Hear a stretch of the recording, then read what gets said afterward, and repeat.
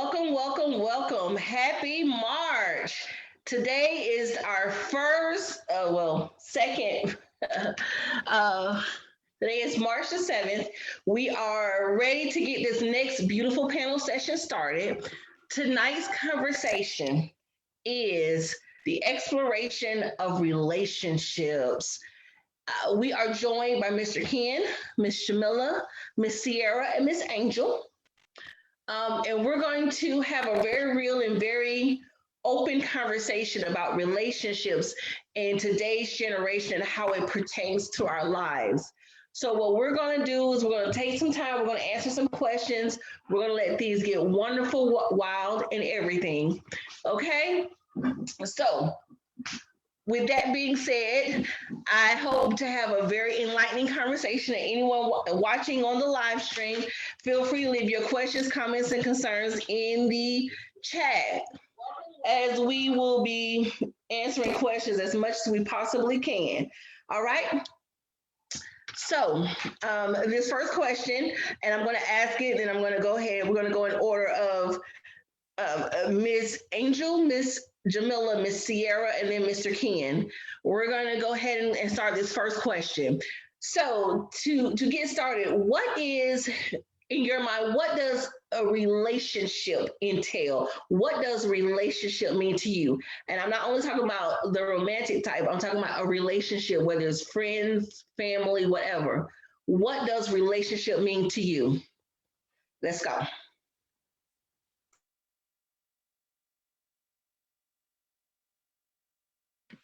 Okay, so I guess the relationship to me means that having a specific or a certain type of connection or bond with another individual, whether it's romantic, friends, or even your family. Some people are closer to you or to me than others. Some people are friends, and then some people are associates or acquaintances.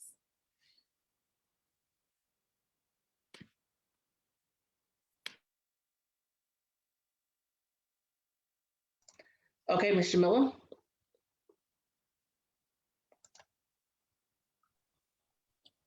Good evening.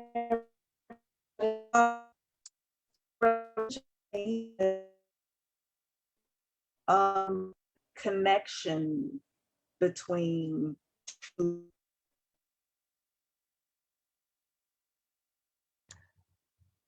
Okay. Mr. Miller, did we lose you?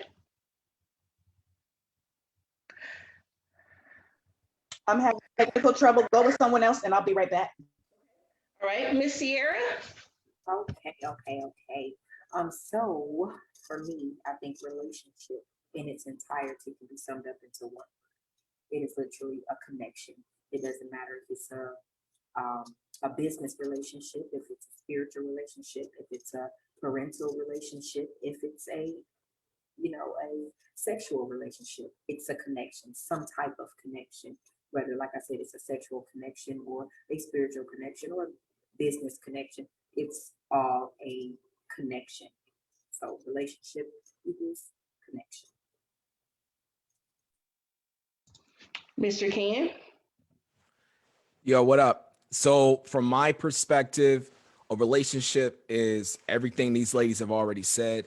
It is a connection between two or more people in a magnitude of ways, a magnitude of different categories that ties people together in some sort of dynamic. Now, that can be positive or negative. So even a person that you happen to have a bad feeling towards, you may have resentment towards, there is still a relationship there because of connections involved. So my upfront blunt definition is that a relationship is a connection between two people, whether good or bad, better or worse.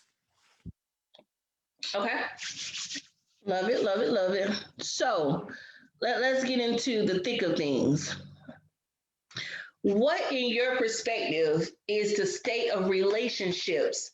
And we're going to start with family relationships in 2020 and 2021 with everything going on. What is the state of family relationships on this time frame? What does it look like? What does it feel like? Is it anything like you've known What is the up, down, good, bad? Tell me what you think of what the state of relationships right now in our culture. Um, we're gonna come on, Angel.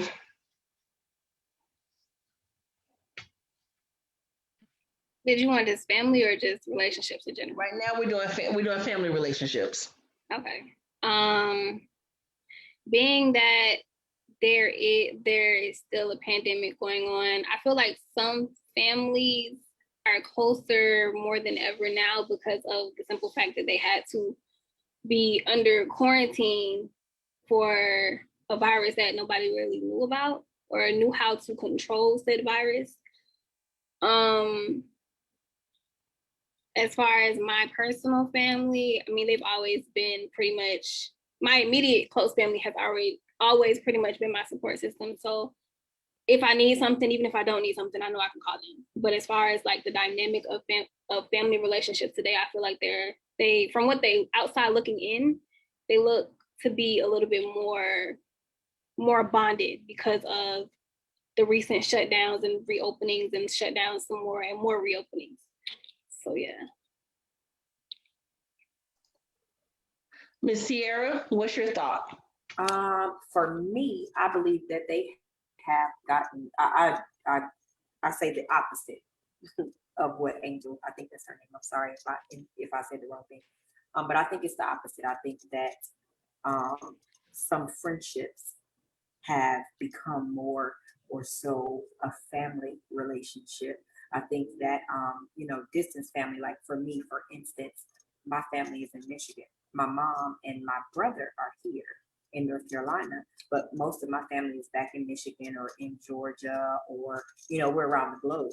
So although my mom is not far from me, I feel like I still there are a close knit of the people that are in my circle that I have been able to bond with a little bit closer in this time. So it made them move to the family relationship for me, because it's something that we do.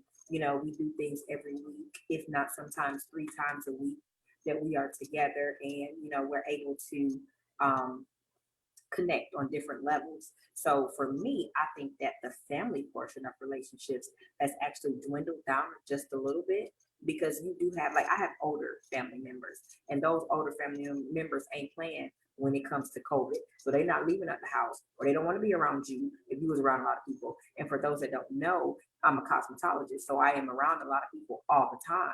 Although I am checking temperatures and wearing masks and all that stuff, they still like, no ma'am.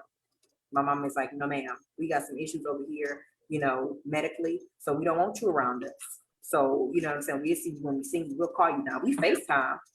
But when it comes to actually being in the presence of it, that has went down for me. But the relationship standpoint of our connection grew, but the seeing and all of that stuff, it went down. So some form of the connection has increased and some form of the connection has decreased.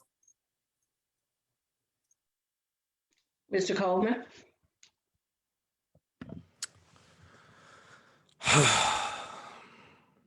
Family relationships are trash now. The reason they're trash now is because this pandemic exposed the truth about a lot of family members to your left and to your right. We've all had a lot of family members over the years that we thought were just great for us. They had our back when we were younger. When we got in trouble, they were the ones that bailed us out. But now, in the midst of a pandemic where you need your family to really show that loyalty, that love, that kindness, that respect, a lot of us found out real quick that the friends that we met in school are better than the people that raised us while we were going to school. I think where we're at right now is in a position where people are realizing that relationships matter more than just family. And it's a very sad place to be in at this point in time. I think moving forward, as the pandemic progresses, we're going to notice 2 things. Number one, you're going to start identifying more situations and crises as people start to either feel better or feel worse. And 2, I believe once we get on the other side of this pandemic, the same people who disappeared are going to return thinking that everything is now okay. What I think it shows is a lot of greed, a lot of selfishness. Now, that doesn't mean there's not people who aren't doing well and that aren't doing good for us. But if you were sitting at the table at Thanksgiving prior to the pandemic and everybody around you was smiling and happy and good, I guarantee when y'all can all finally get together again and you're not 6 feet away, you're going to wish you were 6 feet away. It's not what it should be. And right now it's kind of a good thing because true colors are being exposed. And thank God everybody has a paintbrush. I yield my time. I think personally, I'm in the kind of the middle of everyone. In a lot of ways, I do agree with Ken when it comes to who you thought was going to be there wasn't, and that's more than COVID. That's more than just the pandemic. When you look at the state of affairs, the pandemic, in some ways, like I think, like Angel said, and Ms. Sear said, in some ways, the pandemic brought some of us closer because those same relatives that were in our house that we halfway ignored, now we're forced to deal and look at home in a whole different situation. You can't run off to up the street around the corner, none of that. However, here's the great but of the world. With our technical devices, with all of our devices, still even us being in the same house, you have everyone doing their own different thing in their own different way. So where we can still reach out to each other, and now we need each other in a whole different manner because one of our family members get COVID and everyone has to rally around, and who's going to drop off food, at least put it on their front porch so they can get it, and who can have their bag.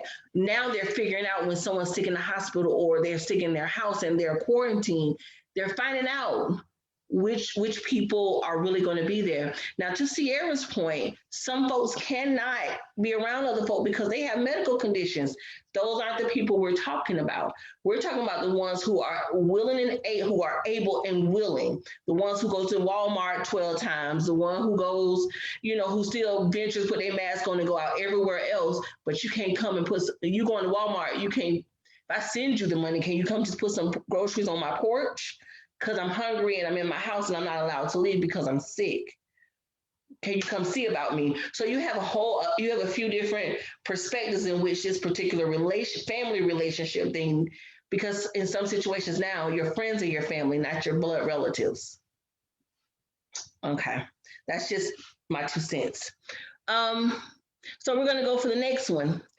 The next question, same question, but instead of family relationships, we're going to go with intimate relationships, whether it's husband or wife, or girlfriend or boyfriend, or you're dating. How does that look today? How does those relationship types work today? Are they like it was in the day where you saw people holding hands and having those great conversations, even if they couldn't physically touch? The conversations, are they the same when it comes to relationships? What are we looking at in today's generation when it comes to relationships? Ms. Sierra, you go ahead and go first this time. Okay. For me, I think that it's a tug of war. Okay, I feel like we have great days because we're able to actually have an intimate time with each other because, we got to be around each other. So I feel like there are great days. There are amazing days. But then on the flip side of that, I feel like we have those days where it's like, okay, get out of my space, get away from me. I just want to be by myself, going over there over your side of the bed. This is my side of the bed. But all in all, I feel like it does give the opportunity to connect deeper. It does, because now I get to see what ticks you off more. I get to see you in your hurt places sometimes. Sometimes we can be together so long and we're around each other so much, or we're not around each other so much that you don't see me when I'm actually hurting, or when I got to go into the bathroom and cry for a minute because I got to get myself together because today was rough. So in the event that we only can do so much now in the world, we got to be at home. So in the essence of being at home, now you see me when I'm tired and I'm worn out, and you can see how stressful my day was. And now it makes sense to you when I'm blowing up a little bit more, or when I have so much to say because maybe I've been bottled up for a long time, or you didn't see these other entities that have, set forth. So now that you can see them, and you can see the little stuff that I go through every day, you know what I'm saying? And now you can see, okay, this caused this. This was the effect to this cause, or this was the cause of this effect. So I think that it's a tug of war. Like I said, there are great days, good days. It goes down the spectrum. There are great days, good days, bad days. You know what I mean? I can see you too much. I can see you not enough. You know, so some days I feel like I see you a lot. Other days I feel like I don't see you enough. So it's just kind of like what is today going to be? You know what I mean? So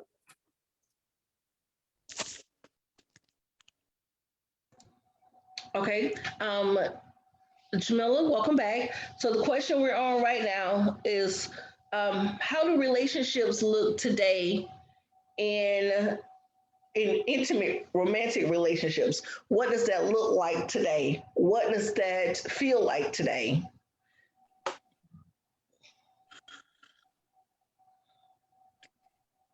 It is most definitely not the relationships of old, but we've also, to some extent, evolved. Um, Relationships have, for better and for worse, grown in terms of being partners. And when I say for better and for worse, you know, when grandma and grandpa were growing up, grandpa was the head of the household, and that's the way it was. Now we have a multitude of dynamics, to, spectrum within the LGBTQ community, and polyamorous communities and the like. So when you talk about relationships now, you have so many people pulling for power, pulling for control, that we don't necessarily know what's heads or tails, in those type of dynamics anymore. So there is a struggle there in terms of when you're looking at romantic relationships, on that. Now, on the positive side, when you talk about romantic relationships, communication is getting better. It's not perfect, but communication is getting better. And I think that is so vitally important in terms of, how we function and flow within our relationships. Like Miss Sierra was saying, sometimes I just want to be left alone, but I have to communicate that with my partner so they clearly understand this is the space and place that I'm in right now. And especially when you're having heated fellowship, instead of arguing, let's go to our separate corners and then come back and we can talk like grown-ups. So like I said, for better and for worse, the communication has gotten a little better. We definitely still have growing to do as humanity goes, in terms of what relationship, you know what, let me not say it that way, because it's not what relationship looks like, because relationship is based on those two individuals. But how we communicate what we want our relationship to look like is fundamentally important, I think. Give it to us, Ken. Y'all know every time I have to take a deep breath before I start talking, I don't have anything positive to say. So here's my honest truth. This goes back to what I said the first time. I'm gonna make sure this is right here so you can look me in my eyes as I say this. This pandemic, and for every category, I'm probably gonna keep running this back because it's the truth. This pandemic exposed very, very quickly what relationships really, honestly look like. There was a time where when we were together with people, if you live in the same house together, if you had problems, if you had challenges, it was easy to just walk out of the house, go take that breather, and reset. And during this pandemic, we all identified real quick what we can and what we cannot do. And we realized that we have to stay around these people longer. That's part of it. And part of that alone is frustrating.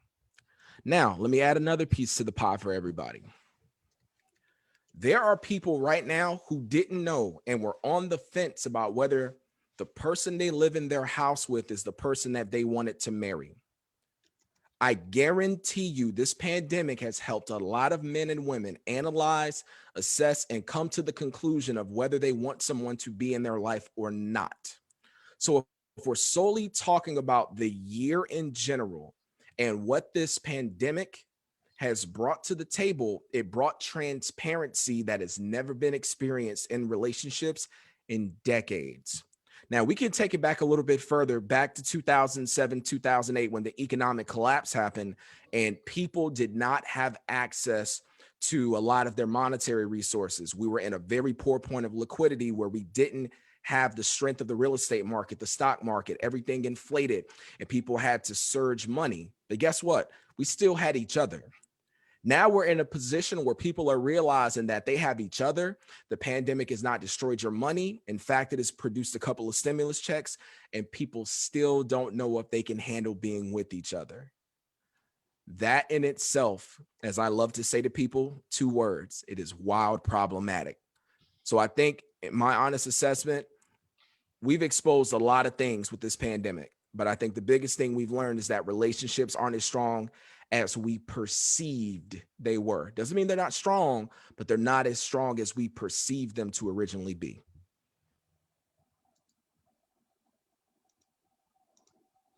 Okay. Miss Angel?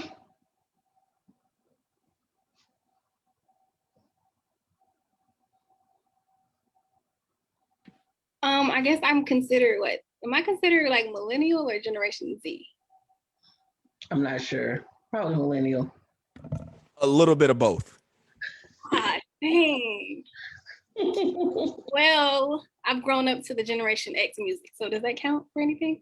What's your thoughts? What's your thoughts? From listening, because that's all I can really do, because listening to certain music, especially from the 80s, growing up in the 90s and living thereafter, it's more, I've seen relationships evolve. I've seen where the man has been the household then to now. I've seen where the man of the household has been then, and now the woman of the household now is the head of the household now. I've seen where there are equal parties. They're splitting pretty much everything down the middle. So not only is the man the head of the household, but the woman is too. I've seen it all.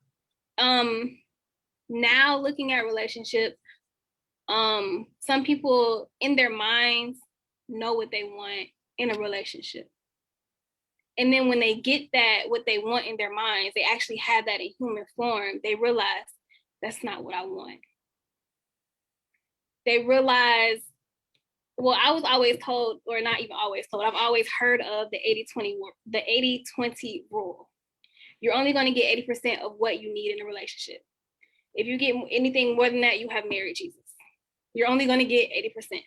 People focus on the 20% of what's wrong in a person so much, they miss out on the main things that they're getting. And that's the main things that they're getting is what they really need. So they messed up, especially now with the pandemic, you know, all these, or even in today's age, you got the different dating sites, you got social media, you have everything in between. So people are focused on their relationship and the 20% that is wrong in their relationship instead of focusing on the 80% that is actually right in their relationship. And that causes a storm that they can't withstand. And then it causes them to break up, separate, or whatever the case may be. So it's really I'm gonna say a little balance being with relationships. Some are strong enough to handle it, others are not, and they separate. I can't hear you, Mika. Okay. That's all I have to say. So where I come in, I think I'm with you all. But they can't took most of my statement out under his. This pandemic has made people get real about romantic relationships because you've been married to this person that you may not have supposed to have been married to. And now you understand them because now you're living day in and day out. And now you, like Sierra said, I see the good moments and the bad moments, and I realize what am I doing and what am I not doing. So now that occasional, I'm coming in and I'm gonna appease you for these 3 seconds and you roll out because y'all work schedules, that don't work no more because y'all at the house. So now it's forcing conversation, conversations you all have not had prior to. And it's different. It's different. It is like Angel say, from where it was and where we grew up to now, the dynamics are different. And the 80-20 rule, although it's been around forever, I think people still don't understand what that means. They so busy concentrate on that one thing their partner not doing, they take away everything else their partner is doing to making their house and their household wonderful. But then you have the one that you go chasing for that 20, you get him or her, and you wonder why your life don't look like nothing, because it was that spouse that you were supposed to be with that was the one that was meant to help you succeed in life, not that other little side piece that you were chasing. Let me say that, let me run that by you again. Not the side piece you were chasing. The person you were supposed to be with is the one that you are growing business together. You grow in love together. You raise some children together. You're leveling each other out when it comes to the good, bad, ups and downs of the children. The good, bad, up and down of finances. It doesn't matter. I may make $30 an hour, you may make 10, but guess what? Well, I got the mortgage, you got lights and water. We still working together. But that's seems to be not the same thing this day and age. They don't understand that concept in a lot of situations. You hear a lot of people talking about, well, if this happened, I'm gonna get a divorce before y'all even walk down the aisle and get married.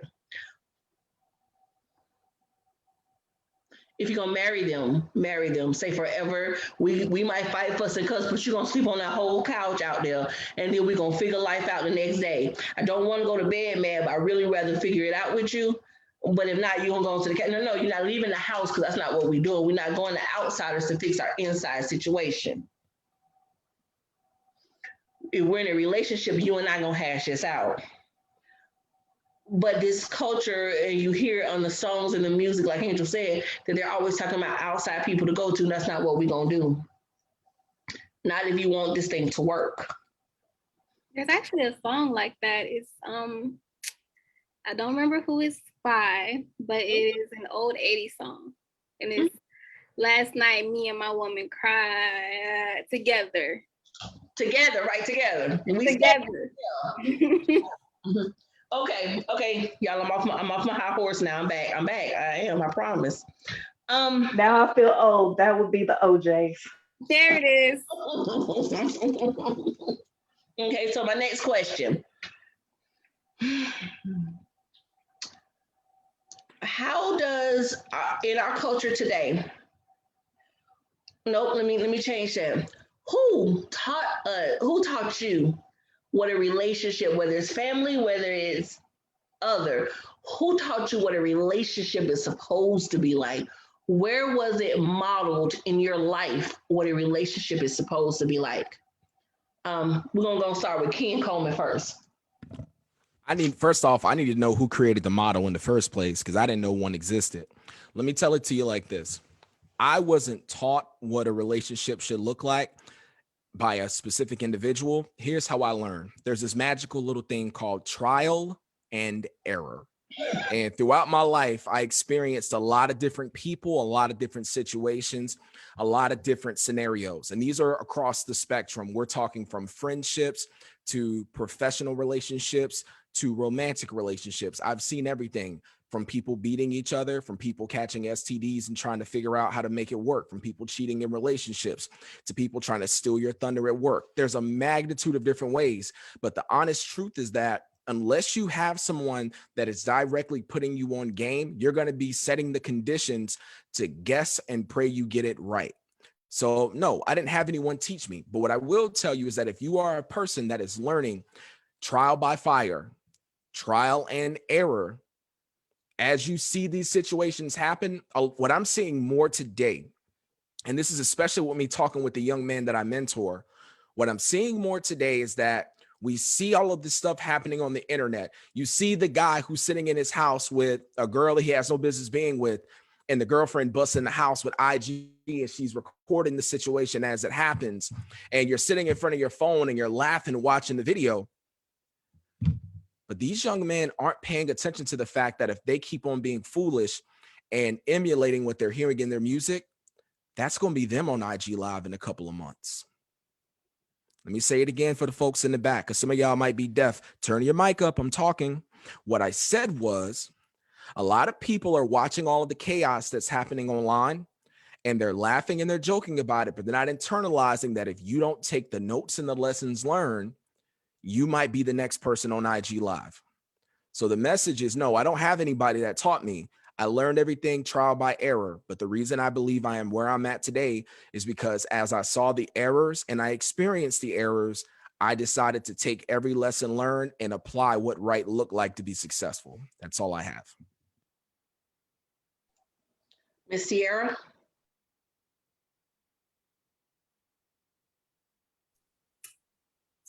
So, okay. I think that we all were shown, whether it was in a negative or it was in a positive way, we were all shown some type of relationship from birth on up to now. Whether it was from a present parent or an absentee parent, we were shown a relationship. I feel like as far as family goes, my family has always been very, very close knit. We always did stuff with family. We took trips with family. And that goes for my immediate as well as my, just going deeper out into my family. So that was something that was shown. We see as we're coming up, we see different marriages. As we come up, we see whether it's our mother and father or our aunt and uncle or our grandparents. We see those type of relationships as well. Even if you go down into business, we see different business type of relationships. So this is what we have been seeing from whenever it started, where things started to be processed in our minds. We've seen these things. So now we're at the point where we're looking at our relationships, and from the start of them, we're looking at them thinking, okay, this don't look like that. Or we've already formed our own opinions in our mind as to what we don't want from seeing what we saw. So I feel like, whether it was spoken to say this is what a relationship should be, or it was just what we seen and it was embedded in our heads as to this is what a relationship should be. We seen this growing up. It's what we saw. So it wasn't necessarily a book that we read and it said this is how this relationship is supposed to be. Because although we know now that we got some knowledge on us, we got some years in us, we've invested some time in some different situations, we know that relationships vary per couple or per person. But coming up, you seen mom and daddy do stuff, you seen grandma and granddaddy do stuff, you seen uncle and auntie do stuff. So it's all about what you've seen and what you process in your mind as this is a relationship. We all grew up in the household. Well, most of us grew up in the household. What goes on in the house stays in the house. So that was coming up in the form of relationships. So it put a barrier on people to where if stuff is going on in the house and it's unhealthy, we don't talk about it because what goes on in the house stays in the house. So we all have seen things and we have processed them in our own way to where either, like I said, we've conditioned ourselves to say, well, I ain't doing that in my relationship, or I want my relationship to be like that. Or I want to take a little bit of this relationship and then add this relationship, and this is what I want my relationship to be. So it's like I said, it's not necessarily saying, I had a book and I read the book on relationships and that told me this is what I want. But it's about what we were around, what has shaped and molded our character into thinking that these relationships are what we want or what we've seen, and that's what we want now. So it's a combination of many things that have taken place in our lives that have positioned us to see things differently or to hear things differently and to take them as this is what I believe.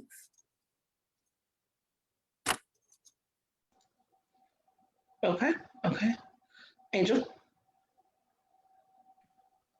Before I say anything, Ken is like really like bursting right now, so I want him to actually say what. I'm not saying nothing. You got it. You the real MVP. You got this one. Nope. Okay, so I didn't grow up with both parents in the house. I didn't even grow up with both grandparents in the house. So trying to learn what a relationship is, what it looks like, mainly came through, of course, trying it out for myself, getting my feelings hurt, picking myself back up, and getting back out there again, or moving on with life again. There were a lot of things that I watched, I guess, on TV. Like you said, I am a millennial, so I watch stuff like the Tyler Perry, not movies, but the plays, because at some point in the play, he always gives a lesson, whether it's relationship, family, whatever the case may be. And I listened to him speak and I learned from him. And I applied that to whatever next relationship I got into. And even as, oh my gosh, did my phone go off? Okay. So even as like going through or people watching, because I did have aunts and uncles that were married, even as kids, you were taught, however you were raised by, whoever you were raised by, what right and wrong looks like. You were taught then. So growing up and applying those what's right and what's wrong into a relationship is also a part of figuring out what you want in a relationship. Like, you know, there are some things that are wrong and yet people still do them anyway. So yeah, I'm sorry.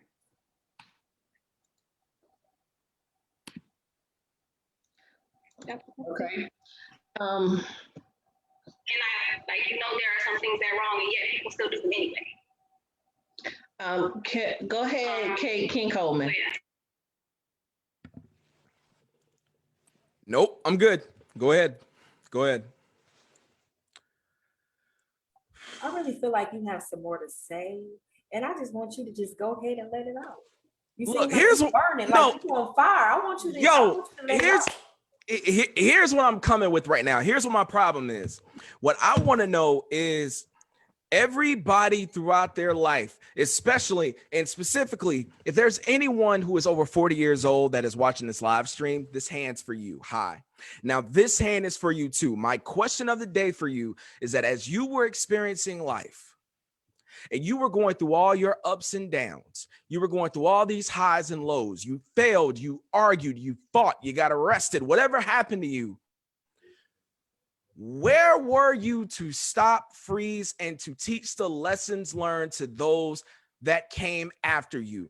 You know, there's this thing that I like to tell people, you know, we talk about the ancestors having wisdom, but what's the point of having ancestors with wisdom if the ancestors refuse to give wisdom that matters and they only hold on to the fact that they hold an ancestral position, that they sit at the top of the ladder, the top of the totem pole, they're seen as patriarchs, matriarchs, they're just at the top of everything and they were given that respect. But where are you to give that wisdom at? Why is it that I have to always ask for what that wisdom is?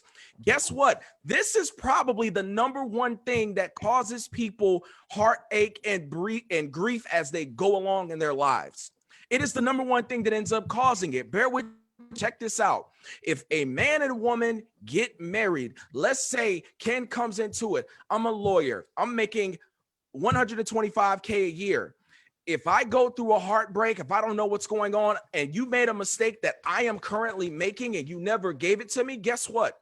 In the process of that divorce, if I end up losing 90% of it and you could have given me the information, you are part of the challenge that I am now experiencing because you had the wisdom and you withheld it.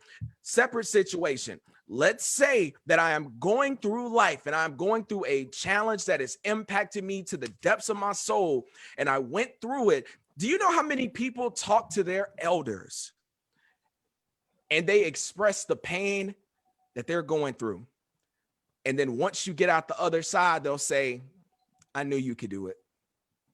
How did you know I could do it? Because I've been there. No. So what you're telling me is that I'm over here trying to solve a math problem and you already had the algorithm. You already had the answers to the test, but you still let me go and get an F. You had the answers to the test, but you volunteered to let me get an F. So what I'm going to say to those of you that did not give, we appreciate it because now we have the lessons. Now, what I'm charging everyone who's in that range where there is someone under the sound of your voice that you have the ability to influence, because nowadays the magical word in the air is influencer. And guess what? A lot of people who have influence don't influence. But the funny thing is, since we're talking about relationships, let's flip that switch on real quick. Why do so many people that are in a position that have thousands, maybe even millions of followers have the ability to influence what's going on, have the ability to build those relationships, send those positive messages, and the only message that you want to send is follow, comment, and like? I don't get it. I just don't. I never have it. And to this day, I still don't get it. It makes zero sense to me. But because we're talking solely about family relationships and regular relationships in general, I'm going to pull back a little bit. The message here is that if you know that you have gone through stuff and you identify somebody that has gone through similar or congruent, y'all been in math class, you know the difference between the two. If you've gone through it, there's a movie that says a very famous phrase that I want you to remember. Message.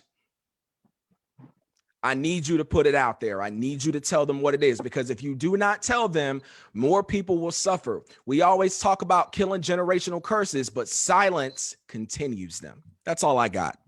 Message. Put me in, coach. Put me in.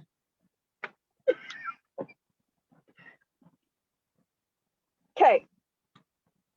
Ken, it is not that nobody told you. It's that generation after generation after generation, our elders tell us, me as an elder have told my children, and we don't god dang listen. That's what it is. We tell you, they told us, and we don't listen. It's there. It's been there. Grandmama told me, listen, my grandmother told me when I had my eldest child, mama's baby, daddy's maybe. I didn't understand what that meant until I became a single mother. And then my eldest daughter became a single mother. I didn't get it, but she told me. They tell us we don't listen. And our kids aren't gonna listen either. It is just a psychological truth that, as young people, we all think that we know better and can do better, and they old, and that was back in their day. We don't recognize the fact that, for instance, I recognize that my great-grandmother can relate to me better than my grandmother. My grandmother was married for 45 years to the same man with her husband until he passed away. She's never been a single mother. My great-grandmother during the Depression was raising her children by herself. Now, fast forward to the recession, here I am, a single mother raising my children by myself. It's not that the information and the knowledge wasn't given to me. I thought she was an old lady and she didn't know what she was talking about. Generation after generation after generation, we all do it. And that is a huge problem in terms of what is wrong with relationships. We don't listen. We don't sit down at the feet of our elders and listen to what they are telling us. Ma'am, so before you go, I want to show you something real quick. You see this? You see this right here? This is called a pocket, okay? This is called a pocket. See where my hand is? My hand is in my pocket. My hand is now out of my pocket. You see this hand when it's out of the pocket? That's you right now. You out of pocket, and I'm going to tell you why. The reason you are out of pocket right now is because not everybody moves that way. Everybody does not. My message is not necessarily, because listen, we're not saying all. What I'm telling you is most. I believe Not there is a even strong Not even most, because you can see there will be ma'am. an Hold on, older whoa, man on the corner who'll say, "Hey, young blood, don't do this." Hold on, nope. Hey, I was quiet. Hold on. Here's my point to you right now. How many people, how many young people are out here right now trying to find their way, trying to find that road out of crazy situations? Now, here's a fun fact for you. Most of the time when people make mistakes, we reflect back on, damn, I wish I would have listened to this person. Damn, I would have listened to that person. But guess what the problem is? The problem is that in the midst of these I wish, where were you in the midst of my I wish? I'm talking about even now, granted, prior to situations happening, are they always there? You'd be telling a false truth if you said they were always there, because that's not always necessarily the case. There are situations where there's some grandparents, and some parents, let's say this. There are some people, they're so ashamed of themselves. They're so ashamed of their mistakes. They're so ashamed of their regressions. They don't want to expose the truth behind what they did, that they have what is now known as THS. They grow what is called tiny heart syndrome, and they are unwilling to put the truth out there about what they experienced. And because they won't tell people what they're going through, they won't tell the mistakes that they made, they allow the next generation to make that same mistake. And when they do, now they want to say something. You should have listened. You should have. No. Because guess what? Most of the time when they do say something, if they do say something, they only give you a piece. They give you the blanket version of it. They don't give you the details of doing this leads to this. No one wants to go that in depth. You know why? Because when they do, they have to expose themselves. And when they have to expose themselves, people get comfortable. They don't want to tell the truth. They don't want to say who they are. So I'm telling you right now, I appreciate it. I appreciate your feedback, but I think you out of pocket on this one. I just do. No. And here's the reason why. Because because y'all going back and forth, and Miss Sierra been trying to jump in. She had a double dutch. She waiting like, wait, Okay. my turn. Wait a minute. Come on, Miss Sierra. Come on, give it to me. Okay, listen. So I feel like you two both have a strong point, but let me say this. I think that it's like you have the older generation who have all of this knowledge. I agree, Kay. You were right. They have all this knowledge. They have all of this wisdom, right? I agree with the fact that you said, with all of that knowledge, with all of that wisdom, you still go to the fact of, like I said before, what happens in this house, it stays in this house. And when this house sees another house that is going through, we're not specific. See, that's the thing. We don't give detail. So what we do is we do say you can get through this, or like you said, your grandmother or your great grandmother said, Jamila, what she say, daddy's, mama's, with that little saying you did? Mama's baby, daddy's maybe, yes. Right, okay. So with that saying, although she told you that saying, she didn't specify what that saying meant. So at the time she told you, you had no understanding of what that saying meant. So right now it's just a saying. So you weren't, until you got older, like you said, you got older and your daughter had a baby, and now your daughter's a single mother. So now it makes sense to you what your grandmother said when you had a baby. But look at all that time, what Kay is saying, look at all the time that was spent in you not knowing what she was talking about. So it's like the whole thing we say now about spiritually. We say a whole bunch of prophets are giving you a prophecy, but nobody is giving you the instruction to the prophecy. So you can say something to me, but you have to give some type of direction. You have to give because at the point of you giving me that saying when you were back in the day, right? She gave you that saying when you were younger. You weren't in the mindset to grasp what she was saying to you. So therefore, you just got a whole bunch of words with no understanding. So now I got to go through this situation with no understanding, no instruction on how to get through this situation. Although you told me this, but what does that mean? And then we're in the place where we don't even have that knowledge in ourselves to say, okay, what you mean, Grandma? Or what you mean, mama? What does that mean? Can you go a little deeper? Again, I agree with what Ken said. Then you are exposing, because back in the day, we didn't know that daddy was really a Rolling Stone back in the day. We didn't know that daddy out here and he had kids over there at Auntie Sally house. We didn't know none of that because grandma didn't say that to us. We just knew grandma was in the kitchen cooking. She made sure that everybody clothes was ironed. We knew that grandma was going through all of these things at home, dealing and doing. We knew grandma was going to do it. Grandma was going to get it done. But grandma didn't say that grandma was crying at night sometimes, or grandma was looking for grandma to be home, because what goes on in the house, it stays in the house.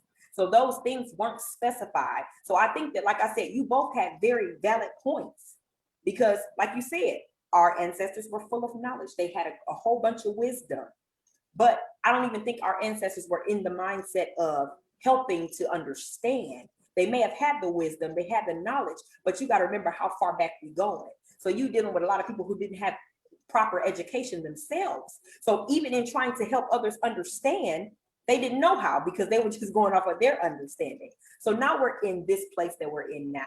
What can we do to better this time now? So now, Jamila, you have all of this understanding and all of this knowledge, and you have all of this wisdom. So now you have to relate to your daughters what these things actually mean. Now we're in a position to where we can say, let's be the change that we want to see, because you was growing up and you seen what happened. She gave you this statement, although it was a whole bunch of wisdom behind it, you didn't understand it. So let's not make that same mistake this time. So I think, like I said, you are absolutely right.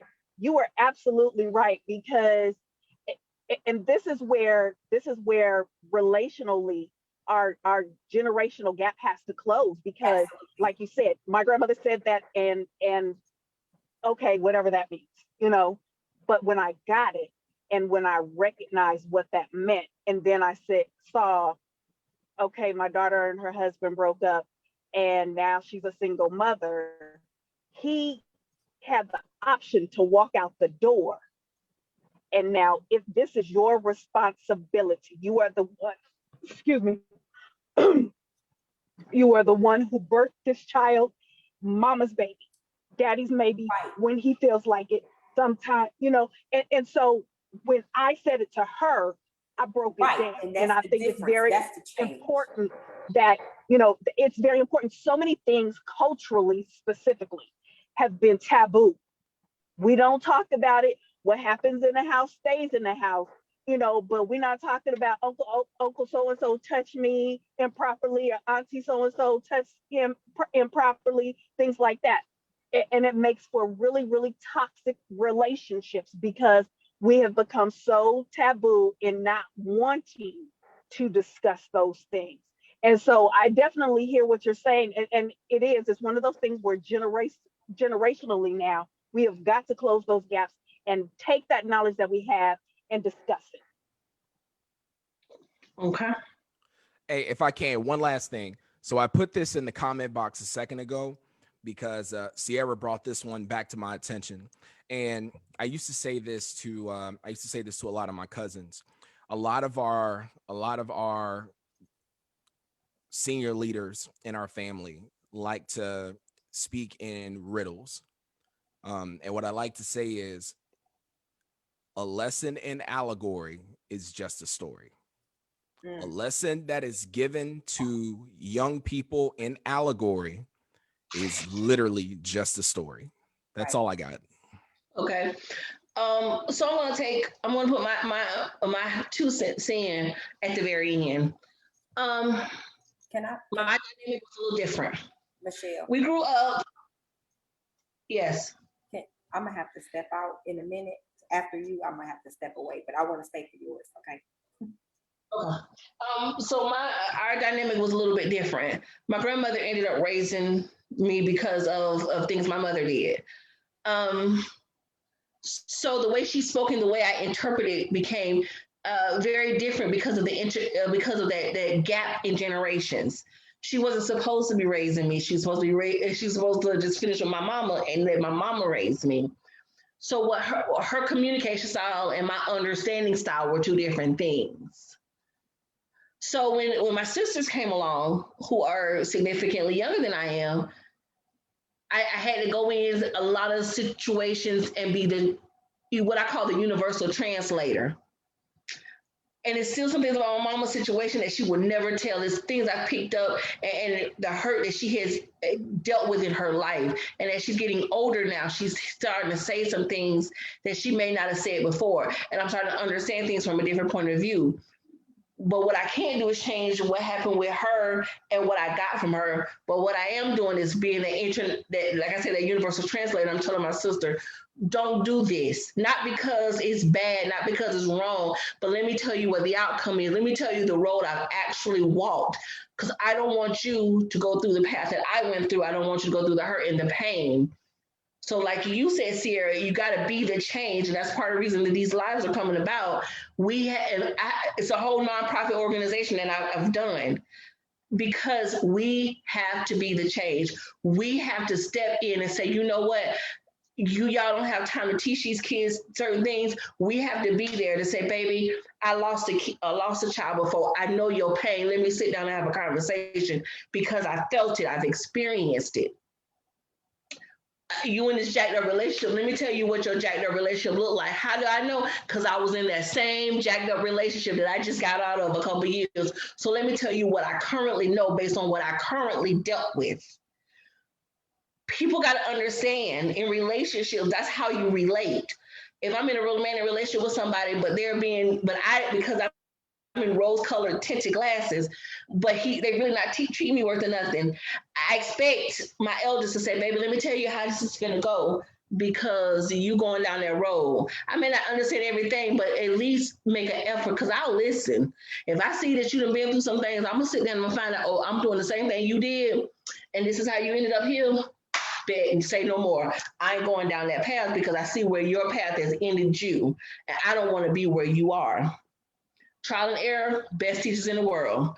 However, if you can manage to get some of this stuff without going through trial and error, great feelings. Because I will watch everybody's everything else. That's what you did, and that's where you turned left at. But Jesus was on the right-hand side. I'm going on over here, and I'm going to let y'all have that all by yourself. I'm not going to do that. But it's different now. We can't say, like he said, the stories. We can't give this fictional account. I can tell you what I've been through in hopes that you don't have to go through. I mean, that's the biggest thing that we can do for our kids because the generations are not as far apart as they once were. It was before that. Mama was 25 to 30 years older than baby, and then she was 50, 60 when the grandbaby comes. No, we don't have that no more. We have grandparents in their 30s. It's not the same. Take what you can get and give what you can. Because if we don't make that change now, well, what we doing? What we doing here? That's my 2 cents. Just so y'all know, she is my trial and error. She is truly my trial and error. There are a lot of stuff that she has. If she couldn't protect me because I've been hard-headed, like I'm very stubborn, not as stubborn as some people think, but I can be very stubborn and I choose to bump my head for my own, to experience stuff for my own. But if she can somehow be my trial and error and tell me before I go ahead and bump my head, then that's just, she really is my trial and error. She'll protect me from any and everything if she can. Okay. Woo. Woo. So that leads us into the next question. How much weight, and Jamila, you've touched on it. I think all of us have touched on it. How much weight do generational patterns and curses impact current relationships? I'm going to say that again. How much does generational patterns and curses, and I say patterns because some of them are good, but how much are generational patterns and curses affecting today's relationships? Go ahead and start with me, Angel. It's crazy that you asked this question when we just had this conversation literally the other night. I'm not going to out anybody, but I will say the women in my family have this pattern, curse, whatever you want to call it, where they decide to be married more than twice. In my, like, outside looking in, they all had their different reasons for breaking up, getting a new significant other, divorcing that significant other, and getting a new significant other. They had their own reasons for doing that. But being me and who I am, I look at those patterns and what they went through and what they allowed and what they tolerated. And for my future relationship, for my future marriage, I want that to be my one and only. So I'm going to make sure I am going through, I guess, the trial, the error, the observations. I'm going to take things, I guess, slowly and do things the right way. So therefore, I don't have to keep divorcing, getting married again. Because at a point in time, I'm just gonna give up and say, you know what? I'm just gonna stay divorced. I'm just gonna stay single. I'm gonna have my kids, or who, if I even have kids, and I'm gonna stay that way. Today, people aren't really paying attention to their family's past curses or patterns, and not realizing that they are still affecting them in their current marriage, their future marriage, relationship, friendships, situationships. They're not understanding that their actions are patterns of their past. I'm not gonna say ancestors, but from what their aunties did, from what their mom did, from what their grandmother did, from what their great grandmother did. They're not putting 2 and 2 together to get 4. They're not paying attention. They're just, they see what they see and say, oh, that's not gonna be me. But in order for that to not be you, you have to change what they did wrong or what you think was wrong in order to have your rights. Okay. I don't know who's next.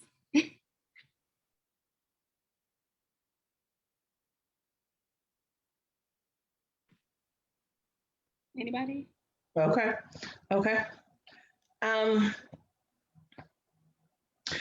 Come on, Jamila.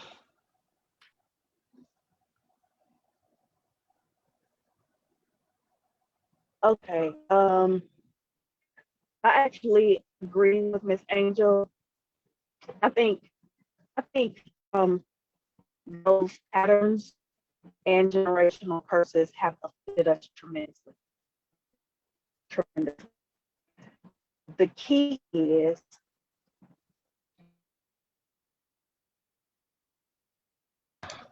Okay. Jamila seems to have okay, here she comes, coming. We have one more gentleman that's going to join us. While we're waiting, Ken, can you go ahead and speak?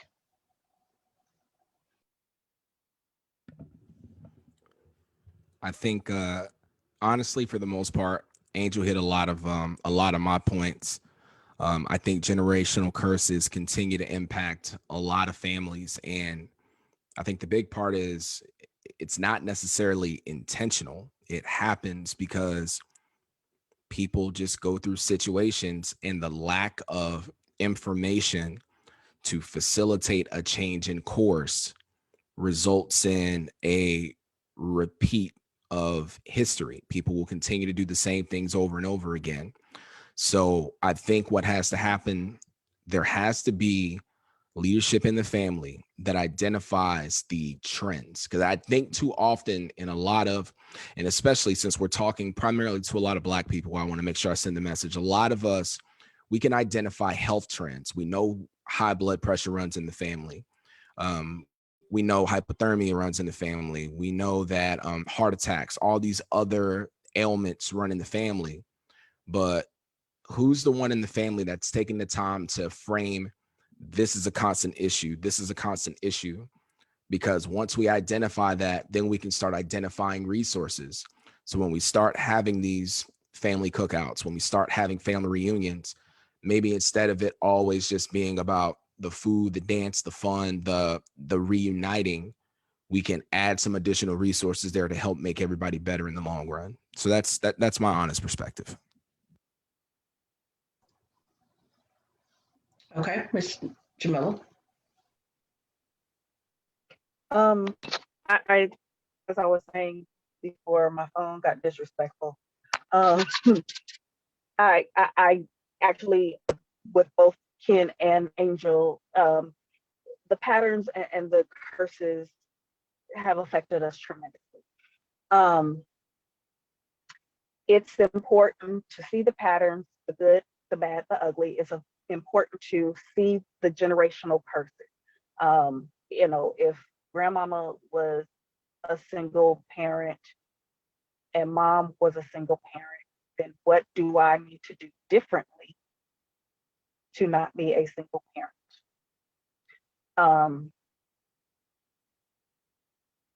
Things like that are vitally important. You know, it's one of those things: get knowledge, get wisdom, get understanding. I know that on one side of my family, being addicted to prescription drugs is a habit, is in my personal opinion, based off of what I know about my family, a generational curse. Therefore, even with me having a autoimmune disorder, I am very mindful about the prescription narcotics that I take. I would be a fool to say, okay, just give me whatever you need to give me to get this pain off my body, because I've seen my relatives ridiculously high off of prescription medication. I would be completely insane to continue that generational curse. I had to break the curse. I had to take the time, even in the state that I am in physically, and say, okay, I recognize that I'm in this adjustment in my life, but what can I do differently to make sure that I don't end up the way they ended up? And it's always that, you know, do better. The only way you can break a curse is to do better. The only way you can break cycles of patterns is to do better. If you see a pattern that is benefiting your family, follow that pattern. You know, Ken was talking about the cookout. And one thing that on my grandmother's side, with the pandemic, we started doing Zoom conversations, Zoom reunions for our family. But what it turned into is, oh, wait a minute. We have cousins who are accountants who can tell us exactly what we can or can't write off. We have cousins in our family who understand stocks. We can go to that person and understand stocks better. We have somebody in our family who does this and who does that. You know what I'm saying? And it's not about what I can get for free, but learning and getting the knowledge within our family to make our family stronger. And so that is huge. That's the way you break curses. Being able to sit at the table together, both the elders and the children. Sometimes it needs to be the children. You know, we're really quick to send the children off to play. Sometimes the children need to sit at the table as well and listen and learn and sit at the table and learn those things, learn our family history, because sometimes in listening to your history, you hear those curses, you hear those patterns, the good, the bad, and the ugly ones. You hear those things. And so to learn those things gives you an opportunity to be better. And that is my opinion on that. Okay, Mr. Jewel, who has Joel, who has recently come in. Come on in and let's get you to weigh in. The conversation we're having, the question we're having right now is, how much does generational patterns and or curses affect current relationships? How does that affect it?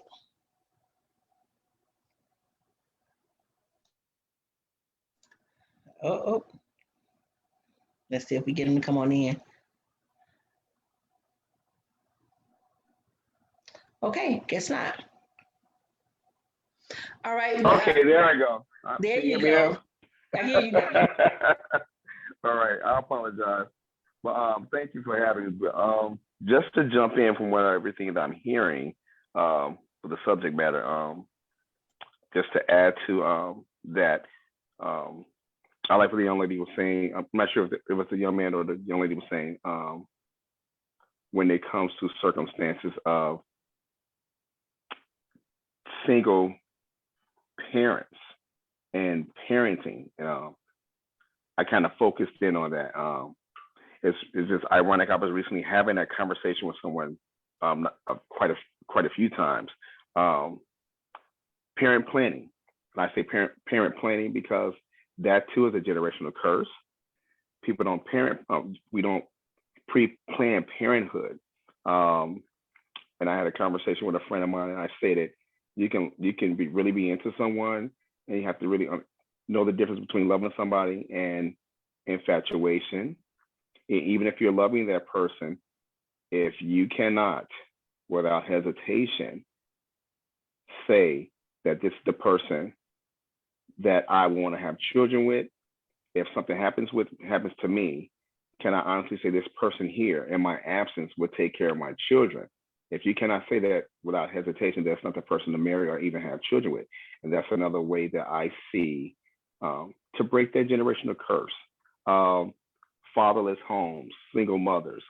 It's a generational curse that I've seen happen so many times over and over and over again. There's not saying at any point that single households with single parents doesn't work. It's a lot more work, but things do turn out better. It seems to be a better outcome when there are two parents in the home, especially if it's a circumstance of pre-parenting. I have two children. We pre-parent planned. So it worked out for us, but it is circumstantial. It's very circumstantial. But I love the content so far. I apologize for jumping in late, but I tried to get in when I could. I apologize. But thank you again for having me. Okay, no problem, no problem. So our next, I think, particular question in this realm, as we're talking about relationships,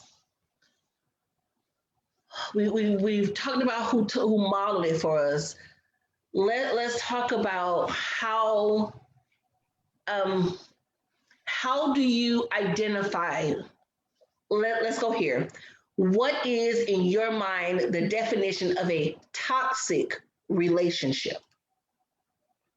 A toxic, unhealthy. What is your definition of it, Angel?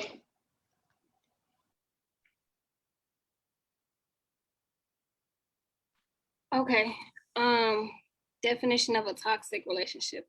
That is something that is mentally, spiritually, physically unhealthy for you. As far as relationships go. A toxic relationship can be looked at as anything from physical abuse to mental abuse to even spiritual abuse. I can say that I've probably experienced one in high school. And that's, in my opinion, now looking back at it, is what I've known a toxic relation to look like. It was an interesting relationship. We, I guess you could say, went together. I guess that's what it was called then. We were going together. We broke up almost every 2-3 weeks for the simple fact that he wanted to have his cake and be able to eat it too. And me being in high school and not knowing what's right and what's wrong, I allowed that. I allowed it. It even went as far as it got physical maybe once or twice. And again, I allowed that. But I didn't know, I'm not gonna say I didn't know what was right and what was wrong. It was the simple fact that I allowed it. And one day, by the grace of God, he went to college up north and I was here in Florida, and that was the end of that. So it can be anything that is damaging to you physically or mentally or spiritually, to the point where your bounce back might not be as fast as others. You might have certain things about you that's now today at this moment that came from a toxic relationship way back when. Whether it's not wanting to express how you feel because your feelings were shunned in that relationship, or you're not used to somebody caring about you because they didn't care back then in that relationship. So that's pretty much what I think a toxic relationship would be.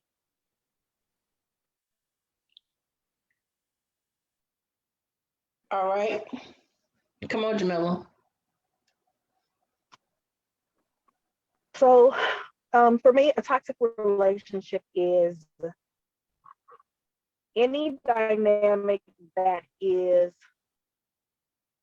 between two people, but one of those individuals is solely and only self-serving. What do I mean by that? If the only time you see somebody, they are asking you for something, if the only time you hear from somebody, they are calling because something is wrong with you only to be your frenemy, those are toxic relationships. Those relationships don't service you well on both sides.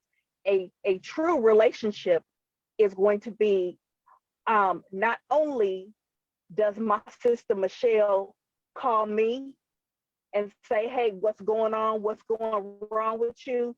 But when I call my sister Michelle and say, hey, this is going on, not only does she pray with me when things aren't great, but she also celebrates with me when things are good. Everybody's relationship is different. You're not necessarily going to get the same thing out of all relationships that you have, be it friendships, romantic relationships, parental to child relationships, things like that. Yes, all of those dynamics are different. But even when you talk about a parent to child relationship, it's still a back and forth. You are still getting something from the child, from the parent, in terms of what that loving relationship looks like. Hopefully, I'll say it that way, because I recognize that everybody did not get that. But it's really important to understand that if you are weighed down every time you see this person, if you are weighed down every time you look at your voicemail and see this person, if you are weighed down every time this person enters a room, it's toxic. Your body is telling you you're tired, and it's that red flag signal saying, hey, we don't like what goes on when this person is in our presence. And that is a super thing to listen to. Too often, we talk about people who are empathic and the like, and we don't listen to our intuition. God gave us intuition, each and every one of us. And so if you feel uncomfortable when a person walks in the room, or you feel uncomfortable, or you see somebody calling you or texting you, and I'll talk to them later because I just don't have it in me to talk, that's a toxic relationship happening. It really is. And I've learned, we've talked about this a couple of times. If it's not bringing me peace, I'm not going to be an active participant. Go with God, beloved.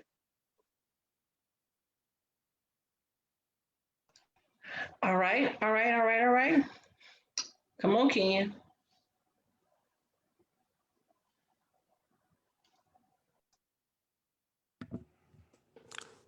You know what? For once tonight, I don't have anything out of pocket to say. So the ladies have done a good job of hammering home all the logic tonight. So I'm gonna take a knee on this one, and I'm gonna defer. They hit it all. For once, I don't have any disagreements for anybody, because if I did, I'd be loud. So we good. Okay, Mr. Jewell, do you have anything to add?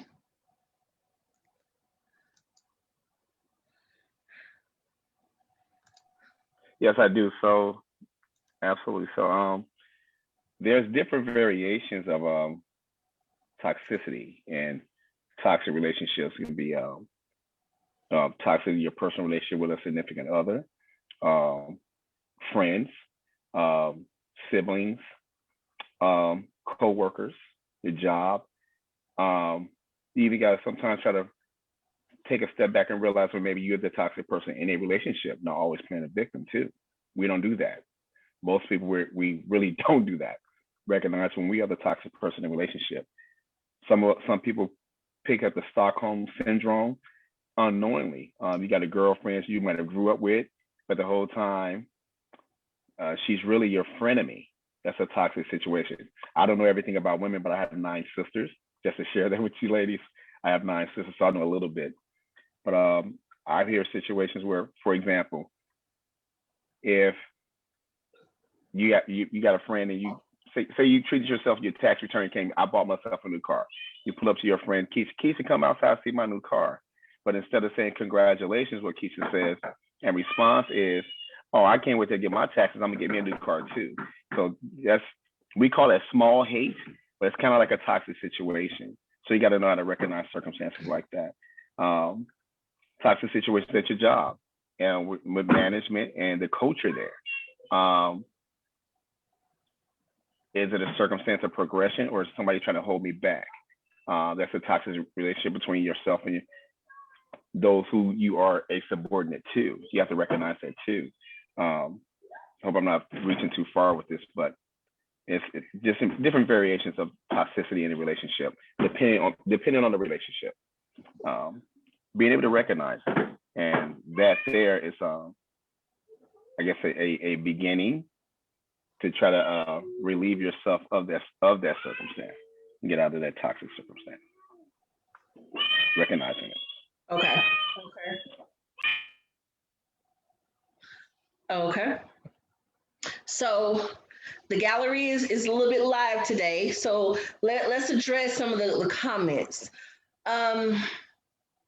So the one thing that has really struck a nerve is with the generational curses and the information about how to address the elders. So panel, tell me, when it comes to all of these patterns, all of these curses per se, and how it affects us in current and future generations, what do we need to do to go back to some of the elders? How should the kids approach us? How do we break the old patterns, and as the elders, for some of us as the elders, and for some of us as reaching out to the elders, what does that look like? What does it look like going to that wisdom and say, hey, teach me, I'm here, and speak clearly, because I don't understand the stories around the world, but you have to tell me what I'm doing because I yearn to know more and to grow more. And as us being that generation, how do we reach down and reach the next generation and say, hey, I love you and I want to teach you so you don't have to make the mistakes I made? Because I see it in the gallery. What's your thoughts? Ken, because you itching, Ken. Come on. As a wise man once said to me, pull up. Period. Capital T, exclamation point, ... no colons involved. Real talk. What has to happen is that young people have to start pulling up on their elders. And I'm not talking about pulling up like you about to throw hands, because 9 times out of 10, that old man, that queen mother strength, I'm telling you, all the strength of the Black Panther will come back and the side of your face will be red. Just putting that message out there. But not the point I'm getting at. Listen, there has to come a point where you have to be unafraid to pull up and ask the hard questions. Listen, I think a lot of us know stuff about a lot of our relatives that those relatives probably don't want us to know. And you don't have to necessarily come direct to them and say, hey, I know you cheated on your wife, but I'm going through something similar. Can you teach me? That ain't the way to do it. I promise you. I promise you it ain't. But what I am saying to you is there has to come a way. There has to come a point in your life where you have to respect the fact that there's wisdom in the room. The only way that you become smarter is by absorbing the wisdom that's in the room. So in my book, Altitude, one of the points that I make very clear is that you never want to be the smartest person in the room, because the moment you're the smartest in the room, you are in trouble, because there is no one to your left or to your right that can help you when a crisis occurs. So what I think honestly needs to happen when I say pull up, what I'm saying is that young people, in the words of Kendrick Lamar, sit down, be humble, come up to the table, ask the tough questions, be open about it. Now, with that being said, there's another part to the question that you said, Michelle, which was, how do we as the new leaders, the new patriarchs and matriarchs of families coming in, how do we have these conversations to where we can provide that wisdom? And I think part of it is the exact same thing. Sit down, be humble, because there's a lot of people that once they get up in age, a lot of times when we get into debates or disagreement with younger people, what did you hear when you were growing up? I'm grown. I'm grown. I'm older. You don't know nothing yet. You still too young. You ain't experienced. No. Because were you told the same thing and that's why you're in the predicament that you're in right now? Is that why you settled for the woman that you're with right now and you're not happy? Is that why you are in the position that you are in right now where your kids don't want to see you because of how you lead yourself? What I think it comes to is that you have to do a complete revamping of what mentorship in the family looks like. Number one, for someone to be mentored, they have to express the desire to be mentored, period. The second part is that the person that is going to provide the mentorship has to be approachable. They have to be an effective communicator. They have to be equally transparent for the best results to come on the other side. So at the end of the day, what it comes down to is two parts.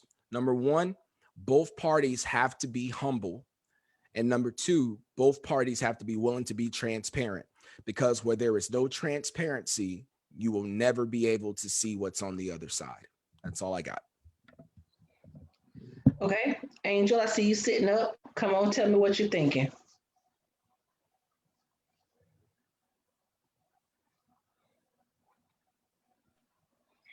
Well, being that I am in between Generation X, Millennial, and Z, I'm in between all of them. So I would say that when it comes to actually sharing your experiences, you have to be open to share your experiences.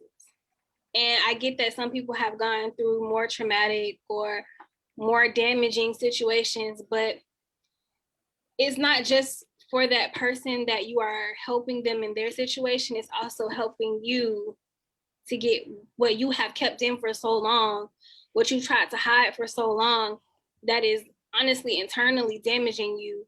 You're getting it out. So it's not just for the benefit of that person so they don't go through it. It is also for you to have that release.